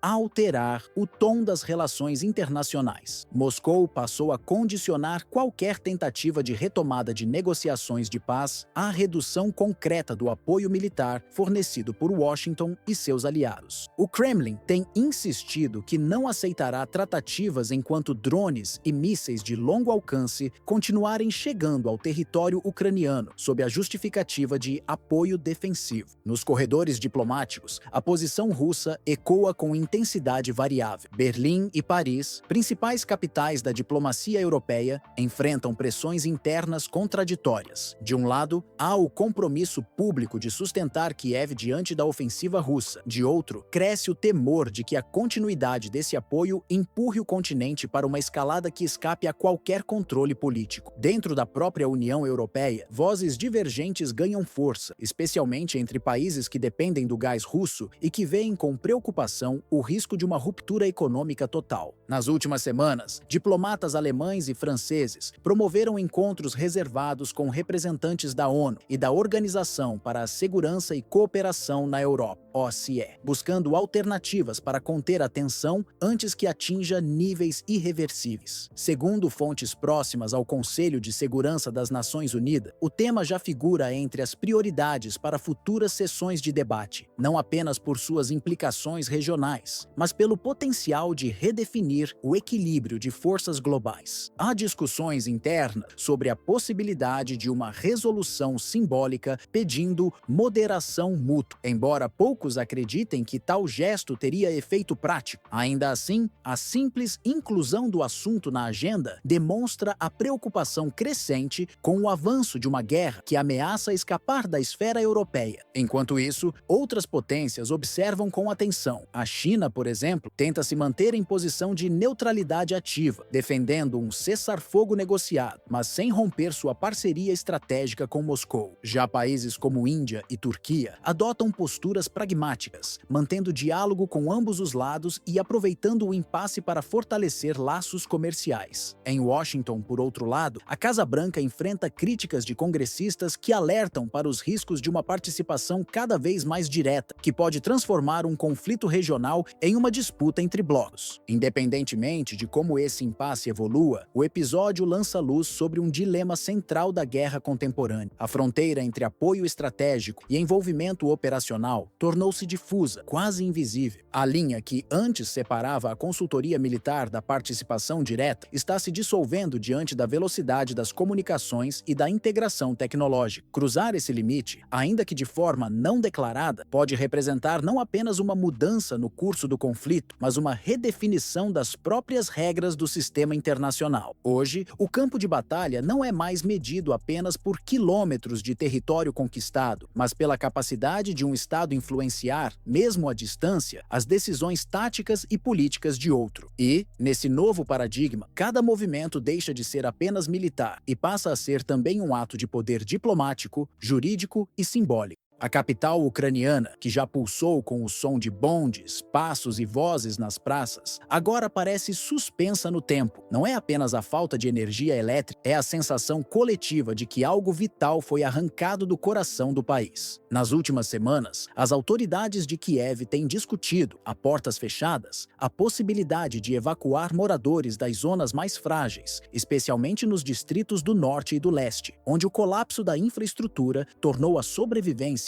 um exercício diário de improviso. O Ministério da Defesa da Rússia admitiu que os ataques recentes tiveram como alvo o que chamou de infraestrutura crítica de comando e logística. Na prática, as ofensivas se concentraram em usinas térmicas, subestações e linhas de transmissão de alta tensão que alimentam o sistema energético ucraniano. O resultado foi devastador. Cidades como Poltava, Sumy e a própria capital ficaram mergulhadas na escuridão. Escolas interromperam as aulas presenciais. Universidades recorreram ao ensino remoto e o metrô de Kiev parou completamente, transformando as estações subterrâneas em abrigos improvisados. Relatórios da DTEK, principal empresa privada do setor energético, confirmam que distritos inteiros, entre eles Boryspil, Brovary e Obuchiv, sofreram cortes prolongados, sem previsão de restauração. Engenheiros e analistas da União Europeia alertam que os danos seguem um padrão intencional. Os ataques miram os pontos de interconexão, eliminando a redundância e forçando colapsos em cadeia. Quando uma subestação cai, toda a rede regional desaba junto e as reservas de energia não são suficientes para reverter o blackout. As imagens que circulam nas redes mostram avenidas desertas, semáforos apagados e cidadãos caminhando com lanternas pelas ruas geladas. Nas janelas, velas tremulam como pequenos sinais de resistência. O frio do outono avança e a perspectiva do inverno, sem aquecimento, traz à tona uma crise humanitária de grandes proporções. Hospitais funcionam com geradores de emergência, enquanto centros de abrigo recebem famílias inteiras em busca de água potável e alimento quente. O impacto vai além da infraestrutura. Especialistas em segurança apontam que a ausência de eletricidade reduziu drasticamente a capacidade de vigilância e defesa. Sistemas antiaéreos, como o Patriot e o IRIS-T, dependem de energia constante para operar radares e sistemas de guiagem. Sem isso, tornam-se vulneráveis ou ineficazes. A estratégia russa, segundo analistas militares em Londres e Varsóvia, visa justamente desgastar o país sem expandir a linha de frente. Uma guerra da energia que atinge o cotidiano antes do campo de batalha. Em nível político, o governo de Volodymyr Zelensky enfrenta crescente pressão interna. Parlamentares questionam a dependência do apoio ocidental e a lentidão na reconstrução das redes destruídas. Governadores regionais pedem autonomia para agir diante da emergência, enquanto a população cobra respostas diante da falta de aquecimento e transporte. No exterior, a fadiga começa a se refletir nas discussões em Bruxelas e Berlim. Manter a ajuda financeira e militar à Ucrânia está se tornando um dilema político em meio a economias europeias enfraquecidas. Moscou, por sua vez, exibe os ataques como demonstração de eficiência militar. A mídia estatal russa apresenta as operações como ações cirúrgicas contra alvos estratégicos, embora o efeito real recaia sobre a população civil. Especialistas em geopolítica interpretam essa tática como um esforço para quebrar o moral ucraniano e testar o limite de resistência da sociedade antes da chegada do inverno. Um inverno que, historicamente, sempre foi um aliado poderoso para Moscou. A reconstrução da rede elétrica exigirá meses, talvez anos. Faltam equipamentos, peças e técnicos especializados, muitos deslocados ou alistados. O transporte ferroviário está irregular, fábricas permanecem paradas e a escassez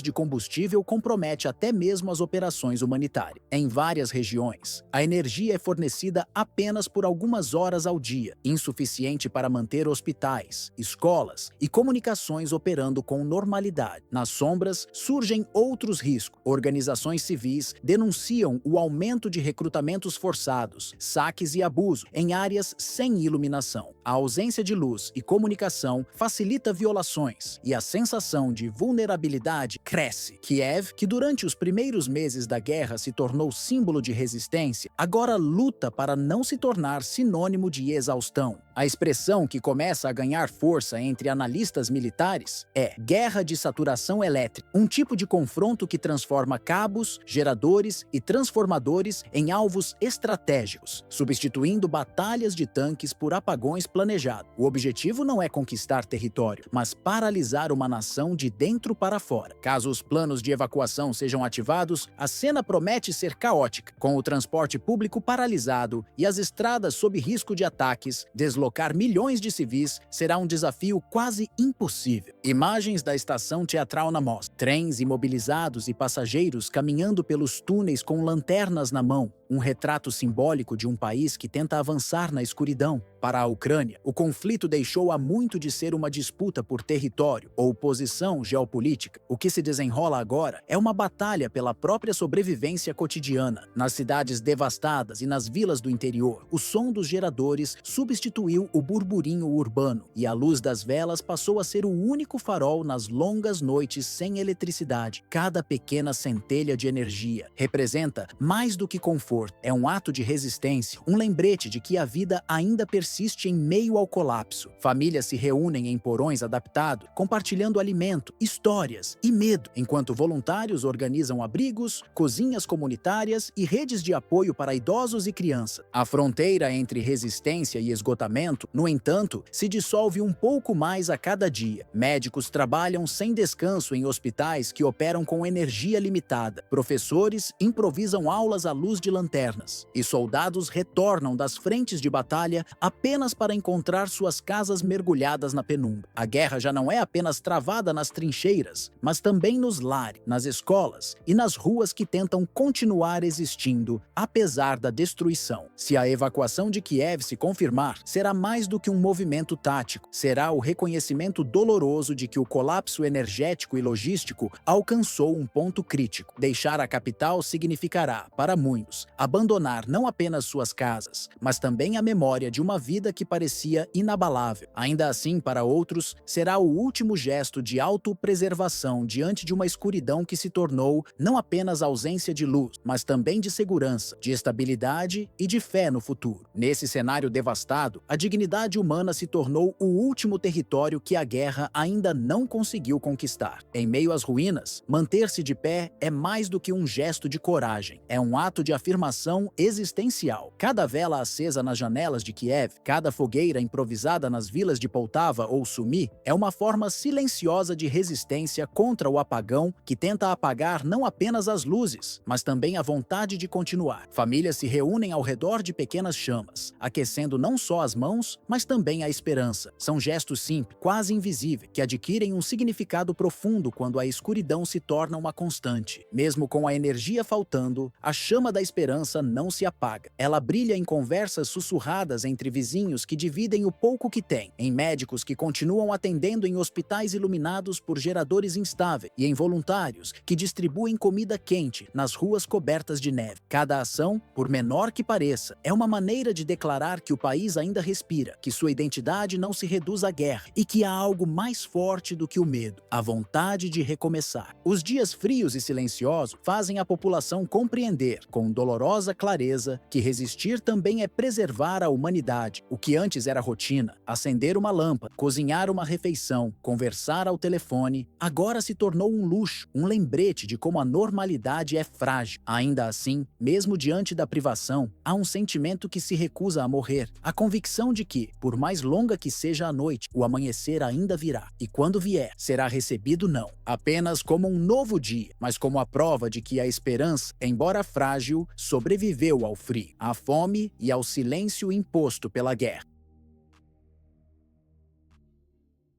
Nas últimas semanas, a relação entre Paris e Moscou entrou em um ponto de tensão incomum, reflexo direto do desgaste político interno da França e das novas estratégias do Kremlin no tabuleiro europeu. Ao contrário dos tempos da Guerra Fria, quando as disputas eram travadas de forma aberta e declarada, a Rússia de Vladimir Putin atua agora de maneira silenciosa e calculada. O objetivo não é a confrontação direta, mas sim a exploração das fragilidades internas de uma das principais potências da União Europeia. A França, abalada por sucessivas ondas de greves e protestos que se espalham por cidades como Paris, Marsella e Lyon, vê sua estabilidade política enfraquecida. O governo de Emmanuel Macron, sob intensa pressão social desde 2017, enfrenta um cenário de descrença pública e polarização crescente. Movimentos como o dos coletes amarelos e as manifestações contra a reforma previdenciária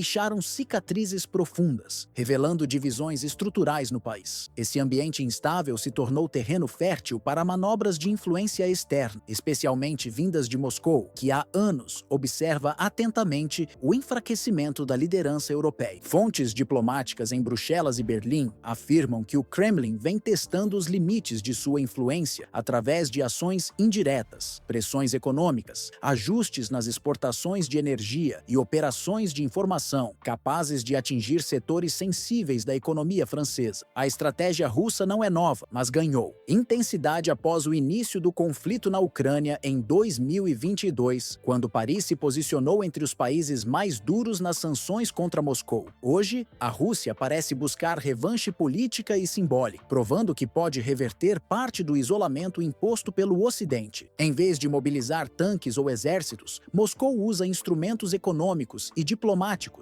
para corroer a coesão europeia. Empresas de energia e indústrias dependentes de matérias-primas russas tornaram-se alvo de restrições e reajustes de preço, que na prática atingem a França e outros membros da União Europeia. O impacto é direto. A inflação sobe, os custos de produção aumentam e a insatisfação popular se intensifica, criando um ciclo de instabilidade interna que favorece a narrativa russa. A diplomacia francesa, por sua vez, tenta equilibrar-se em um terreno escorregadio. O Palácio do Eliseu busca demonstrar firmeza contra o Kremlin, mas enfrenta resistência doméstica para manter o país engajado nas sanções e no apoio militar à Ucrânia. A situação torna-se ainda mais delicada quando Berlim, outro pilar da União Europeia, lida com sua própria crise energética e política, reduzindo a capacidade de liderança conjunta no continente. Em Moscou, essa conjuntura é interpretada como uma oportunidade histórica. O Kremlin aposta em uma estratégia de longo prazo, desgastar gradualmente as lideranças europeias mais alinhadas a Washington, enquanto reforça laços com países mais neutros, como Hungria, Sérvia e Eslováquia. Ao enfraquecer Paris, Putin atinge indiretamente Bruxelas, desmontando a ilusão de unidade que sustenta a política externa europeia desde a expansão da OTAN para o leste. Além da dimensão política, há uma mensagem simbólica clara. Ao pressionar a França, uma potência nuclear, membro permanente do Conselho de Segurança da ONU e pilar diplomático da Europa, Moscou sinaliza que nenhuma capital ocidental está imune às consequências de seu próprio desgaste interno. A guerra de narrativas substituiu o confronto militar. O campo de batalha agora inclui redes sociais, energia e mercados financeiros. Internamente, Macron enfrenta o dilema mais desafiador de seu mandato. Endurecer o discurso contra a Rússia pode reacender tensões sociais e agravar o descontentamento popular. Por outro lado, recuar significaria admitir fraqueza e comprometer a posição da França como voz ativa da Europa. A cada nova greve, a cada queda de popularidade, o espaço político de Paris diminui e Moscou avança com discrição. Essa reconfiguração silenciosa tem repercussões diretas na arquitetura de poder do continente europeu e nas relações internacionais que dele dependem. Moscou, ciente da vulnerabilidade política e econômica de seus rivais, vem aproveitando cada brecha para consolidar uma posição de influência que vai muito além da esfera militar. A Rússia reforça laços com parceiros estratégicos na Ásia, no Oriente Médio e até na África, onde amplia sua presença diplomática e econômica por meio de acordos de energia, mineração e segurança. Essa diversificação de alianças reduz sua dependência do comércio com o Ocidente e projeta sua influência sobre regiões historicamente ligadas à Europa. Enquanto isso, líderes em Bruxelas, Berlim e Paris tentam redefinir o papel da União Europeia diante de um cenário global que já não obedece às antigas lógicas de poder. A crise energética desencadeada pelas sanções contra Moscou expôs a fragilidade das cadeias de abastecimento e a dependência europeia de fontes externas. Países como Alemanha, Polônia e Itália divergem sobre a melhor forma de reagir. Uns defendem uma postura firme contra o Kremlin, outros pedem moderação para proteger suas economias. Essa falta de consenso interno faz com que a resposta europeia seja lenta, fragmentada e muitas vezes ineficaz. A Rússia, por outro lado, utiliza o tempo a seu favor. Sua política externa de longo prazo é construída com base na paciência e na capacidade de adaptação. Ao invés de se desgastar em confrontos diretos, o Kremlin aposta em estratégias graduais, ora ampliando sua influência energética por meio da exportação de gás e petróleo para a Ásia, ora fortalecendo sua presença em fóruns como a Organização de Cooperação de Xangai e o Grupo BRICS. Em todos esses espaços, Moscou busca um objetivo central: demonstrar que o poder global está migrando para um eixo multipolar, no qual a Europa já não ocupa o papel dominante que teve nas últimas décadas. O reflexo disso é perceptível no campo diplomático. Países como Hungria, Sérvia e Turquia mantêm diálogo aberto com Moscou, desafiando o consenso consenso europeu e evidenciando as falhas na coesão política do bloco. Essa tendência reforça até a noção de que a unidade europeia, tão celebrada em tempos de estabilidade, se mostra frágil quando colocada à prova por crises prolongadas. O Kremlin, atento, aproveita-se dessas fissuras para ampliar sua margem de manobra, firmando acordos bilaterais e explorando divergências internas que minam a força coletiva da União Europeia. No fim, o que começou como uma crise social localizada dentro da França transformou-se em um espelho das fragilidades do Ocidente. O descontentamento nas ruas de Paris tornou-se símbolo de algo maior: a incapacidade das democracias europeias de conciliar suas demandas internas com a pressão externa de um mundo em rápida transformação. Se Emmanuel Macron conseguir restaurar a estabilidade política e recuperar a confiança popular, poderá fortalecer o papel da França como eixo de equilíbrio entre Europa e Ocidente. Mas se o caos interno persistir, alimentado pela inflação, pelo desgaste político e pelo cansaço social, Paris corre o risco de ver sua influência minguar, arrastando consigo parte da autoridade histórica da União Europeia. Enquanto isso, Moscou observa com a mesma serenidade que tem guiado sua política externa desde os tempos soviéticos. O Kremlin não age por impulso. Sua força reside justamente na paciência estratégica. Essa postura de longo prazo, consolidada sob a liderança de Vladimir Putin, contrasta com a volatilidade política que hoje domina o Ocidente. A Rússia calcula cada movimento com precisão milimétrica, transformando a instabilidade europeia em uma oportunidade contínua. Em vez de responder a provocações com confrontos diretos, prefere assistir, medir e agir no momento exato em que o oponente se enfraquece. Essa tática, refinada ao longo de décadas, permite ao país sustentar influência mesmo em períodos de isolamento diplomático. Moscou entende que o poder não depende apenas de armas, mas da capacidade de moldar percepções, definir narrativas e influenciar decisões sem recorrer à força. Essa é a essência de sua estratégia contemporânea, uma guerra de tempo e paciência, na qual cada crise no Ocidente representa uma brecha a ser explorada. No cenário atual, o Kremlin observa a Europa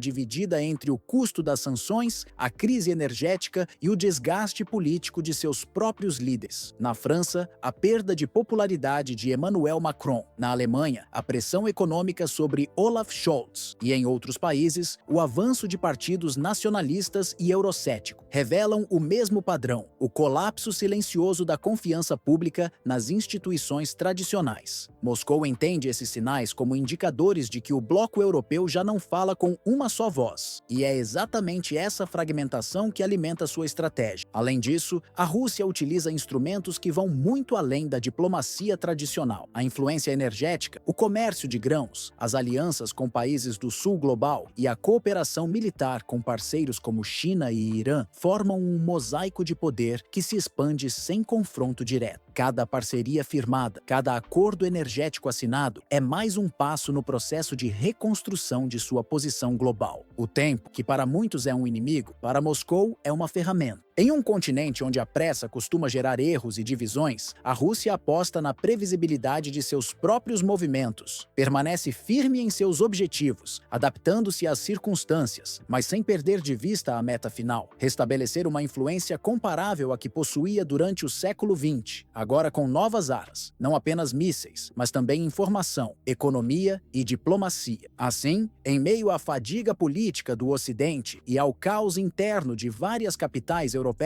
Moscou se consolida como o jogador que dita o ritmo do tabuleiro. Sem disparar um tiro, reposiciona fronteiras de poder, redefine alianças e prova que a paciência pode ser uma forma de vitória. A guerra que a Rússia trava não é feita de trincheira, mas de tempo, e nesse campo, poucos sabem esperar tanto quanto ela. O amanhecer sobre o leste europeu não trouxe paz. Antes que a luz do dia alcançasse as planícies da Ucrânia, uma sequência de explosões cortou o céu, iluminando o horizonte com clarões que podiam ser vistos a quilômetros. Em poucos minutos, o país mergulhou em um cenário de caos e silêncio. Um silêncio que prenunciava colapso. O chão vibrou, as comunicações se apagaram e a estrutura de comando ucraniana começou a ruir. O ataque, conduzido a partir de posições russas próximas ao Mar Mar Negro e a região de Belgorod foi planejado com uma precisão inédita. Imagens de satélite mostraram a destruição de linhas de transmissão que conectavam cidades estratégicas como Kiev, Kharkiv e Odessa. Em questão de minutos, a energia cessou e a escuridão se espalhou como um pano de fundo sobre o mapa do país. Segundo fontes de segurança europeias, a ofensiva foi uma combinação de ataques cibernéticos e bombardeios de alta precisão. A Rússia neutralizou quase simultaneamente centrais de energia, subestações, redes de comunicação e centros de comando militar. O objetivo, segundo analistas, não era conquistar território, mas desligar o país inteiro, uma estratégia que redefiniu o conceito de guerra moderna. Em Kiev, as luzes se apagaram sem aviso. Em Kharkiv, o sistema de transporte foi interrompido. Odessa, Poltava e Dnipro viram suas usinas em chamas e suas refinarias reduzidas à ruína. O som das explosões deu lugar ao zumbido distante de geradores, tentando sustentar hospitais, estações de metrô e abrigos improvisados. A Ucrânia, em poucas horas, deixou de funcionar como estado operativo. O governo de Volodymyr Zelensky ficou isolado. As comunicações entre o gabinete presidencial e o alto comando militar foram cortadas. O exército perdeu contato entre suas divisões e a administração pública entrou em colapso. O que durante meses foi apresentado como um esforço coletivo de resistência se dissolveu em um vácuo informativo. O país, literalmente, ficou sem voz. Especialistas militares afirmam que a operação foi preparada com meses de antecedência. Mais de 400 drones e dezenas de mísseis de longo alcance foram utilizados em 3 ondas de ataque consecutivo. Em menos de 6 horas, a rede energética e as comunicações civis e militares estavam fora de operação. Nenhum sistema ocidental, nem os Patriots enviados pelos Estados Unidos, nem as defesas aéreas da OTAN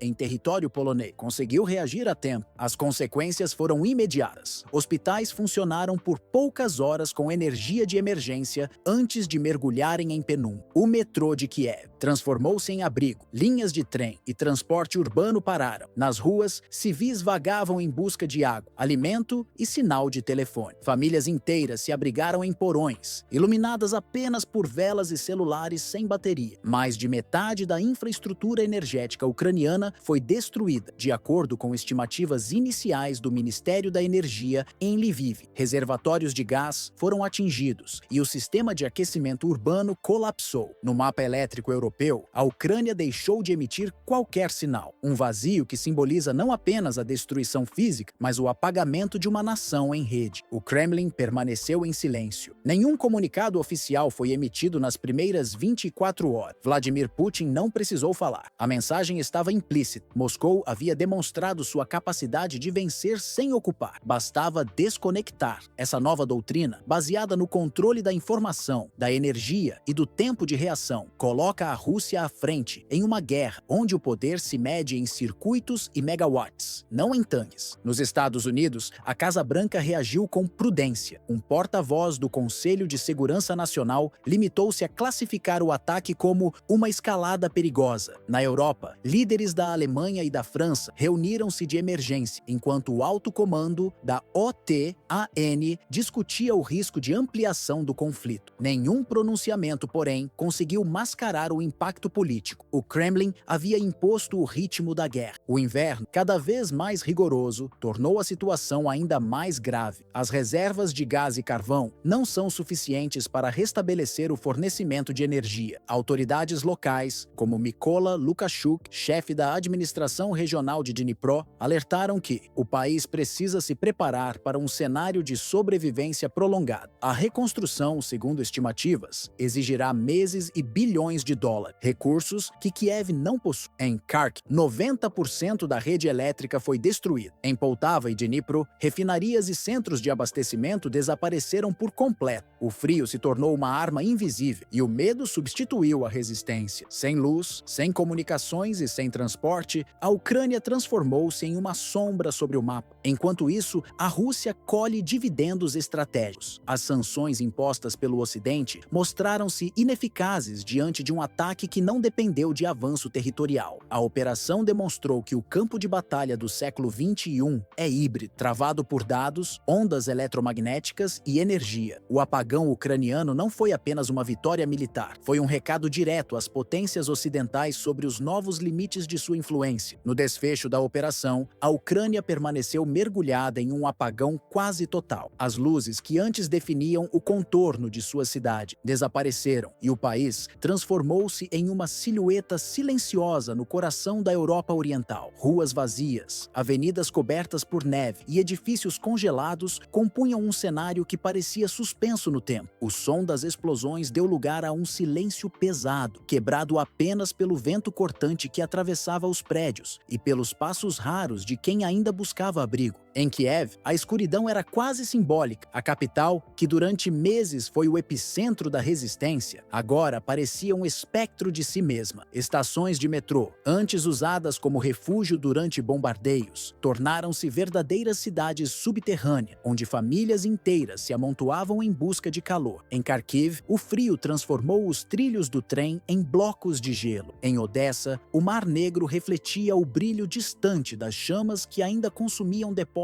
industriais. O país estava imóvel, o tráfego desapareceu, a comunicação cessou e os sinais de internet e rádio se reduziram a ruídos intermitentes. A ausência de luz tornou-se uma metáfora cruel para a ausência de direção. A Ucrânia, que por tanto tempo se sustentou pela promessa de apoio internacional, agora se via sozinha, isolada, sem energia, sem voz e sem rumo. Analistas internacionais afirmam que o episódio marcou o nascimento de uma nova era de conflito, uma guerra onde a força não depende mais da ocupação física, mas da dominação tecnológica. A Rússia demonstrou que no século XXI, o controle da informação e da energia pode ser mais letal do que qualquer exército. Ao pressionar um único botão, Moscou não apenas desligou um país, mas expôs o desequilíbrio de um mundo, dependente de sistemas digitais e redes energéticas vulneráveis. Em Washington, o silêncio também foi eloquente. A Casa Branca limitou-se a prometer respostas proporcionais, enquanto aliados da OTAN evitaram compromissos diretos. Na Europa, a tensão era palpável. O apagão ucraniano reacendeu temores sobre a fragilidade das próprias infraestruturas do continente. Países como Polônia, Romênia e Alemanha reforçaram seus sistemas elétricos, conscientes de que uma falha semelhante poderia mergulhar metade do continente na penumbra. O episódio deixou uma mensagem clara: a guerra moderna não é mais travada com divisões blindadas, mas com código, satélites e algoritmos. A supremacia agora pertence a quem domina a rede, não ao exército que avança. A Rússia, sem atravessar fronteira, redesenhou o campo de batalha global e mostrou que a verdadeira conquista não está em tomar território, mas em silenciar o adversário. E assim, sob o manto escuro que cobria Kiev e o interior congelado da Ucrânia, o mundo entendeu que uma nova forma de poder havia emergido. Silenciosa, invisível e total. A guerra não termina mais quando o inimigo se rende, mas quando se apagam suas luzes.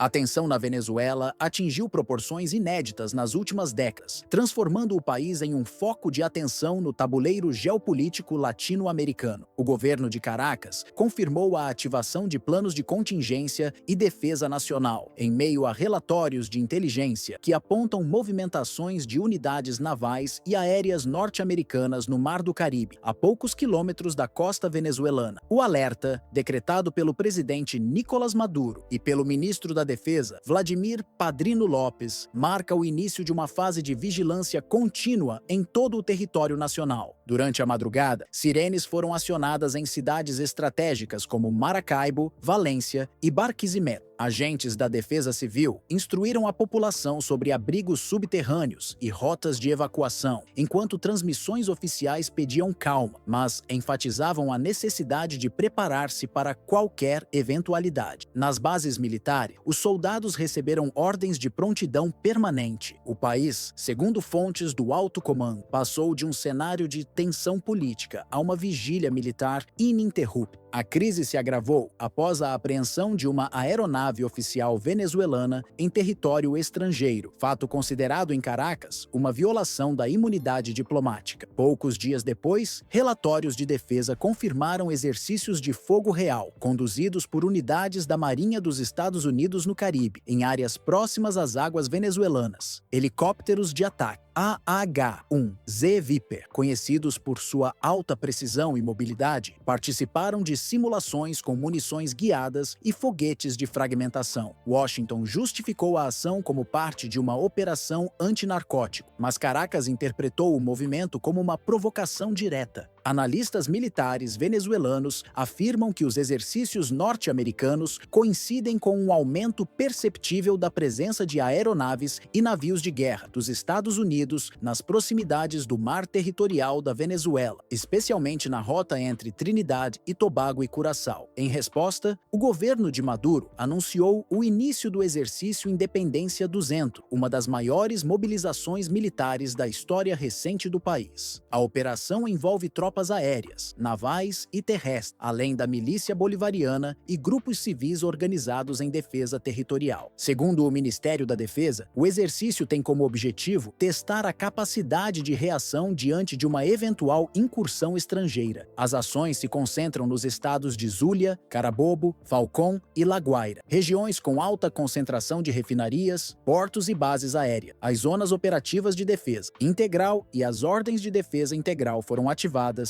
permitindo que cada região coordene medidas conjuntas de segurança e resistência civil. Enquanto Caracas se mobilizava, o Comando Sul dos Estados Unidos, com sede em Miami, confirmou a criação de uma força-tarefa conjunta de fuzileiro, subordinada à 2ª Força Expedicionária do Corpo de Marine. Segundo o almirante Alvin Halsey, comandante da unidade, a missão tem caráter defensivo e cooperativo e busca proteger o hemisfério ocidental contra ameaças transnacionais. Contudo, analistas latino-americanos alertam que a medida reflete um retorno ao modelo clássico de projeção militar norte-americana no Caribe, revivendo padrões de presença que marcaram as décadas de 1960 e 1980. O general Calbert Worth, nomeado para comandar a nova estrutura, afirmou que o foco será o patrulhamento marítimo e o intercâmbio de informações de inteligência com aliados regionais. Já o governo venezuelano vê a medida como parte de uma estratégia de cerco militar disfarçada de cooperação internacional. Em pronunciamento transmitido em rede nacional, Maduro declarou que nenhum soldado estrangeiro pisará em solo venezuelano sem encontrar resistência. Além do fortalecimento das defesas tradicionais, o governo anunciou a criação de brigadas internacionalistas indígenas, formadas por povos amazônicos e andinos, com o objetivo de reforçar a soberania nacional e estreitar vínculos com países vizinhos como Bolívia e Nicarágua. Atualmente, a Venezuela conduz 27 operações simultâneas em diferentes regiões, envolvendo tropas regulares, forças civis e unidades de inteligência. Em Washington, o Pentágono confirmou a continuidade de seus exercícios aéreos no Caribe, incluindo missões com helicópteros AH-1Z e caças F-18, operando entre Porto Rico e as Guianas. O governo norte-americano insiste que tais operações fazem parte de um programa de segurança marítima, mas diplomatas europeus alertam que o contexto político torna difícil separar manobra técnica de demonstração de poder. Nos Estados Unidos, a instabilidade política interna, marcada por disputas eleitorais e divergências sobre a política externa, reforça o impulso de reafirmar influência em regiões consideradas historicamente sensíveis. Observadores independentes descrevem a Venezuela como o novo epicentro de uma disputa simbólica de poder entre Washington e seus adversários, em um cenário que remete aos tempos da doutrina Monroe, que definia a América Latina como zona de influência norte-americana. Para o governo venezuelano, o momento atual representa uma repetição das pressões sofridas por outros países latino-americanos no passado. O chanceler Iván Gil comparou a escalada diplomática à crise de Cuba nos anos 60 e as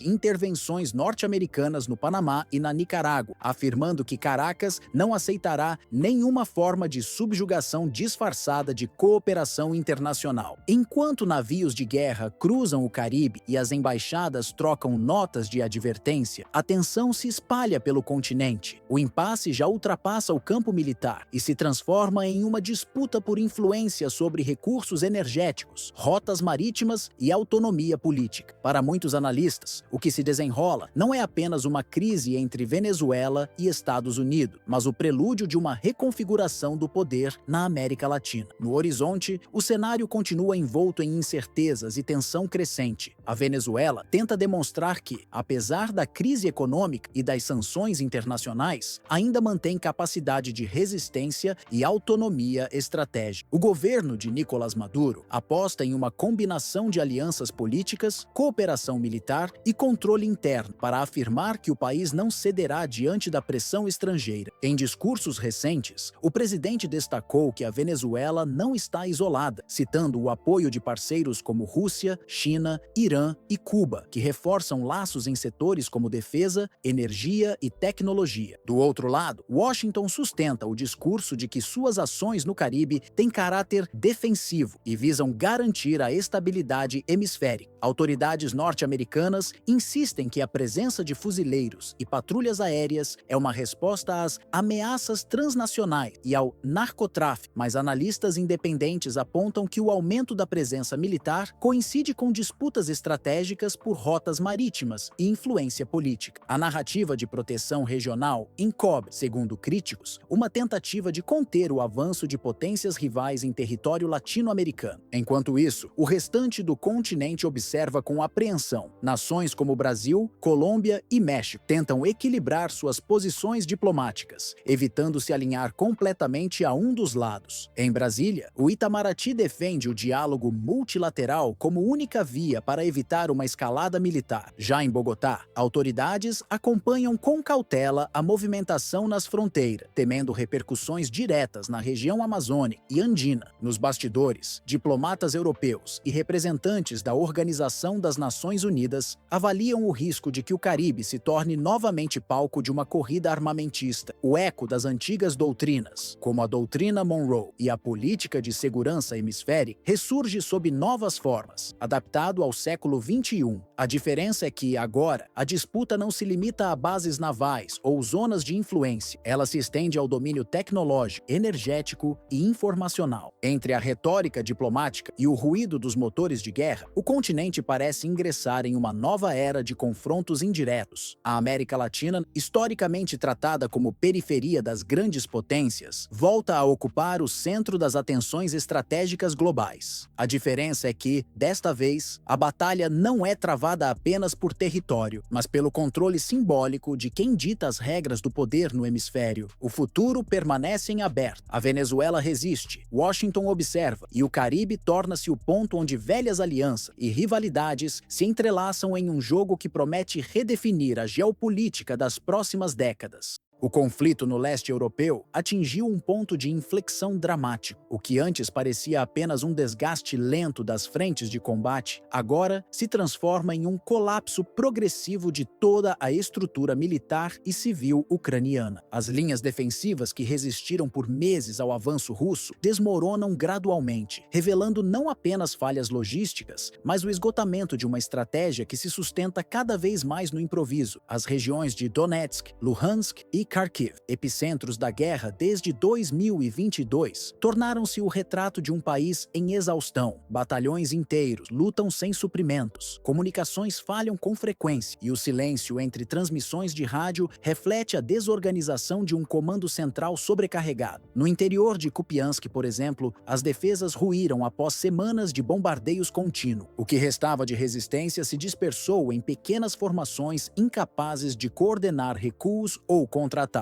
Mais ao sul, em Dnipropetrovsk, as áreas industriais foram neutralizadas uma a uma. Antigos centros de produção militar e refinarias de combustível, vitais para o transporte e para a manutenção de blindados, foram destruídos por ataques de saturação. O corte da ferrovia que conectava a região ao oeste do país isolou o fronte oriental, reduzindo o fluxo de munição e combustível a níveis críticos. Hoje, cada quilômetro de estrada se tornou uma zona vulnerável a drones e caças russos, que operam em padrões quase diários. O método adotado por Moscou demonstra uma transição tática evidente, menos ocupação territorial e mais controle estrutural. A destruição da rede elétrica e dos sistemas de comunicação precede os ataques de artilharia, garantindo que cada ofensiva ocorra sobre um inimigo cego e desarticulado. Kiev sofre os efeitos diretos dessa estratégia. A capital vive apagões sucessivos, hospitais dependem de geradores que falham e o transporte urbano colapsou. A cada noite, a cidade se apaga um pouco mais. Uma imagem imagem que se repete em Kharkiv, Poltava e Zaporizhia, onde a energia se tornou um bem de guerra. As informações que escapam do fronte descrevem um quadro alarmante. Fontes militares ucranianas, em relatórios confidenciais obtidos por aliados ocidentais, relatam batalhões isolados e em condições críticas. Em Kupiansk, estima-se que milhares de soldados estejam encurralados em bolsões sob fogo de artilharia, com as rotas de fuga completamente expostas. O moral caiu drasticamente. Rendições em grupo tornaram-se comuns e há registros de desertores que tentaram atravessar zonas de conflito em busca de abrigo em localidades rurais. Em Dnipropetrovsk, o cenário industrial, antes símbolo da resistência ucraniana, transformou-se em ruínas fumegantes. Depósitos de combustível ardem há dias. Linhas ferroviárias foram pulverizadas e comboios de suprimentos pararam de operar. As forças russas consolidaram posições estratégicas, cercando corredores logísticos e cortando a retaguarda ucraniana em pontos decisivos. A perda de mobilidade e o colapso da cadeia de reabastecimento ameaçam tornar a defesa impossível em médio prazo. No campo civil, a deterioração é visível. O sistema elétrico nacional está em colapso, linhas de transmissão destruídas, usinas inoperantes e estações de distribuição abandonadas. Cidades inteiras se tornaram manchas escuras quando vistas por satélite. A falta de energia interrompeu o abastecimento de água, paralisou o transporte ferroviário e agravou a crise hospitalar. Com o inverno se aproximando, a escassez de gás e combustível anuncia uma catástrofe humanitária iminente. A pausa recente nos ataques aéreos, interpretada inicialmente como trégua, tem outro significado para analistas militares. Trata-se de uma fase preparatória. O silêncio nos céus precede a reorganização das ofensivas russas. Especialistas acreditam que Moscou se prepara para uma nova etapa da campanha, possivelmente combinando ataques cibernéticos, bloqueio energético e bombardeios coordenados, uma ofensiva híbrida que poderá decidir o rumo da guerra. Nos bastidores diplomáticos, a tensão cresce. O ministro russo das Relações Exteriores, Sergei Lavrov, afirmou que a paciência de Moscou chegou ao limite, acusando o Ocidente de prolongar o conflito ao armar Kiev. A posição oficial russa é clara: não haverá negociação sob pressão. Do outro lado, Zelensky tenta manter viva a retórica da resistência, ainda que sua base de apoio internacional mostre sinais de fadiga. Em Bruxelas e Washington, a guerra já não ocupa o mesmo espaço político que antes, e divergências internas dificultam novas rodadas de ajuda. Enquanto isso, Moscou explora o vácuo diplomático. A Rússia tem reforçado alianças com a China, a Índia e países do Oriente Médio, ampliando rotas comerciais alternativas e enfraquecendo o isolamento econômico imposto pelo Ocidente. Cada nova sanção europeia é neutralizada por um novo acordo asiático, consolidando a posição russa como potência autossuficiente em energia e defesa. No campo tático, o avanço russo é preciso e calculado. Operações de guerra eletrônica bloqueiam comunicações ucranianas, ataques de saturação desestabilizam as defesas e drones de reconhecimento ajustam o fogo da artilharia com exatidão milimétrica. É uma guerra científica, planejada com frieza e executada com método. Para observadores independentes, o que Moscou conduz não é apenas uma ofensiva militar, mas um experimento estratégico que redefine a natureza dos conflitos modernos. As consequências são vastas. Se Kiev perder a coesão territorial, o Estado ucraniano poderá entrar em colapso funcional, com implicações diretas sobre a estabilidade da Europa Oriental. O risco de um vácuo político, somado ao colapso energético e ao êxodo populacional, ameaça gerar uma crise migratória de proporções históricas. Agências humanitárias já alertam que o país caminha para um cenário de inverno negro, sem energia, sem aquecimento e com milhões de pessoas deslocadas. Enquanto o Ocidente continua dividido entre discursos e deliberações, Moscou avança com método e paciência. As manobras russas, antes vistas como parte de um impasse prolongado, agora assumem o contorno de uma vitória gradativa. O futuro da Ucrânia, antes sustentado por promessas de ajuda externa e otimismo diplomático, parece pender para um desfecho previsível e cada vez mais difícil de reverter. A contraofensiva, outrora o símbolo da esperança Aliança Ocidental se dissolveu em silêncio. Não há mais ritmo, nem reservas. As cidades resistem por instinto e os batalhões lutam com o que resta: combustível racionado, munição escassa e uma moral que se fragmenta dia após dia. Nas regiões de Kharkiv, Poltava e Zaporizhzhia, o que se vê é uma Ucrânia exaurida, com a economia de guerra já em colapso e a população civil enfrentando uma rotina de escuridão e incerteza. As sirenes de alerta tornaram-se o som ambiente de um país que vive sob o peso constante da ameaça. Hospitais operam no limite, sustentados por geradores que falham no frio intenso. Trens deixaram de circular, comboios logísticos se dispersaram e as estradas que antes serviam de linha vital de reabastecimento agora são corredores de destruição e abandono. No plano político, a situação não é menos delicada. Em Kiev, o governo de Volodymyr Zelensky tenta manter uma imagem de controle, mas o isolamento diplomático cresce. Reuniões emergenciais com representantes da União Europeia e da OTAN se acumulam sem resultados concretos, enquanto os Estados Unidos, sobrecarregados por disputas internas e novas prioridades no Oriente Médio e no Pacífico, demonstram sinais claros de fadiga estratégica. O que antes era apoio incondicional tornou-se uma equação de custo e desgaste político. A guerra, que começou como uma disputa territorial entre dois países, transformou-se em um conflito sistêmico, uma batalha que redefine o equilíbrio de poder global. Já não se trata apenas de defender fronteiras, mas de controlar recursos vitais: energia, transporte, comunicações e informação. Moscou compreendeu isso cedo e apostou em uma guerra de tempo, onde o vencedor não seria quem avança mais rápido, mas quem resiste por mais tempo. E nessa equação implacável, o tempo se tornou o maior inimigo da Ucrânia. Em cada noite sem energia, a guerra se torna mais psicológica do que militar. A escuridão das cidades, o frio que atravessa as paredes e o silêncio das comunicações são armas invisíveis, mas eficazes. O poder de fogo já não é o único determinante. A estratégia se mede em megawatts, não em projéteis. Cada linha elétrica destruída representa não apenas um apagão físico, mas o colapso de uma estrutura de resistência. A Ucrânia, privada de eletricidade, combustível e comunicação, é uma nação que luta às cegas. Do outro lado, Moscou capitaliza cada dia de inação ocidental. O Kremlin ajusta seu discurso com precisão calculada, evita triunfalismo, reforça a narrativa de autodefesa e ganha terreno político no eixo Ásia-Oriente Médio, onde seu prestígio cresce. A Rússia não precisa correr, apenas esperar que o tempo complete o trabalho que as armas começaram. O inverno se aproxima, o frio aperta e a resistência se desgasta. No tabuleiro da guerra moderna, o relógio é uma arma, e nesse relógio, cada minuto perdido é um avanço silencioso para Moscou.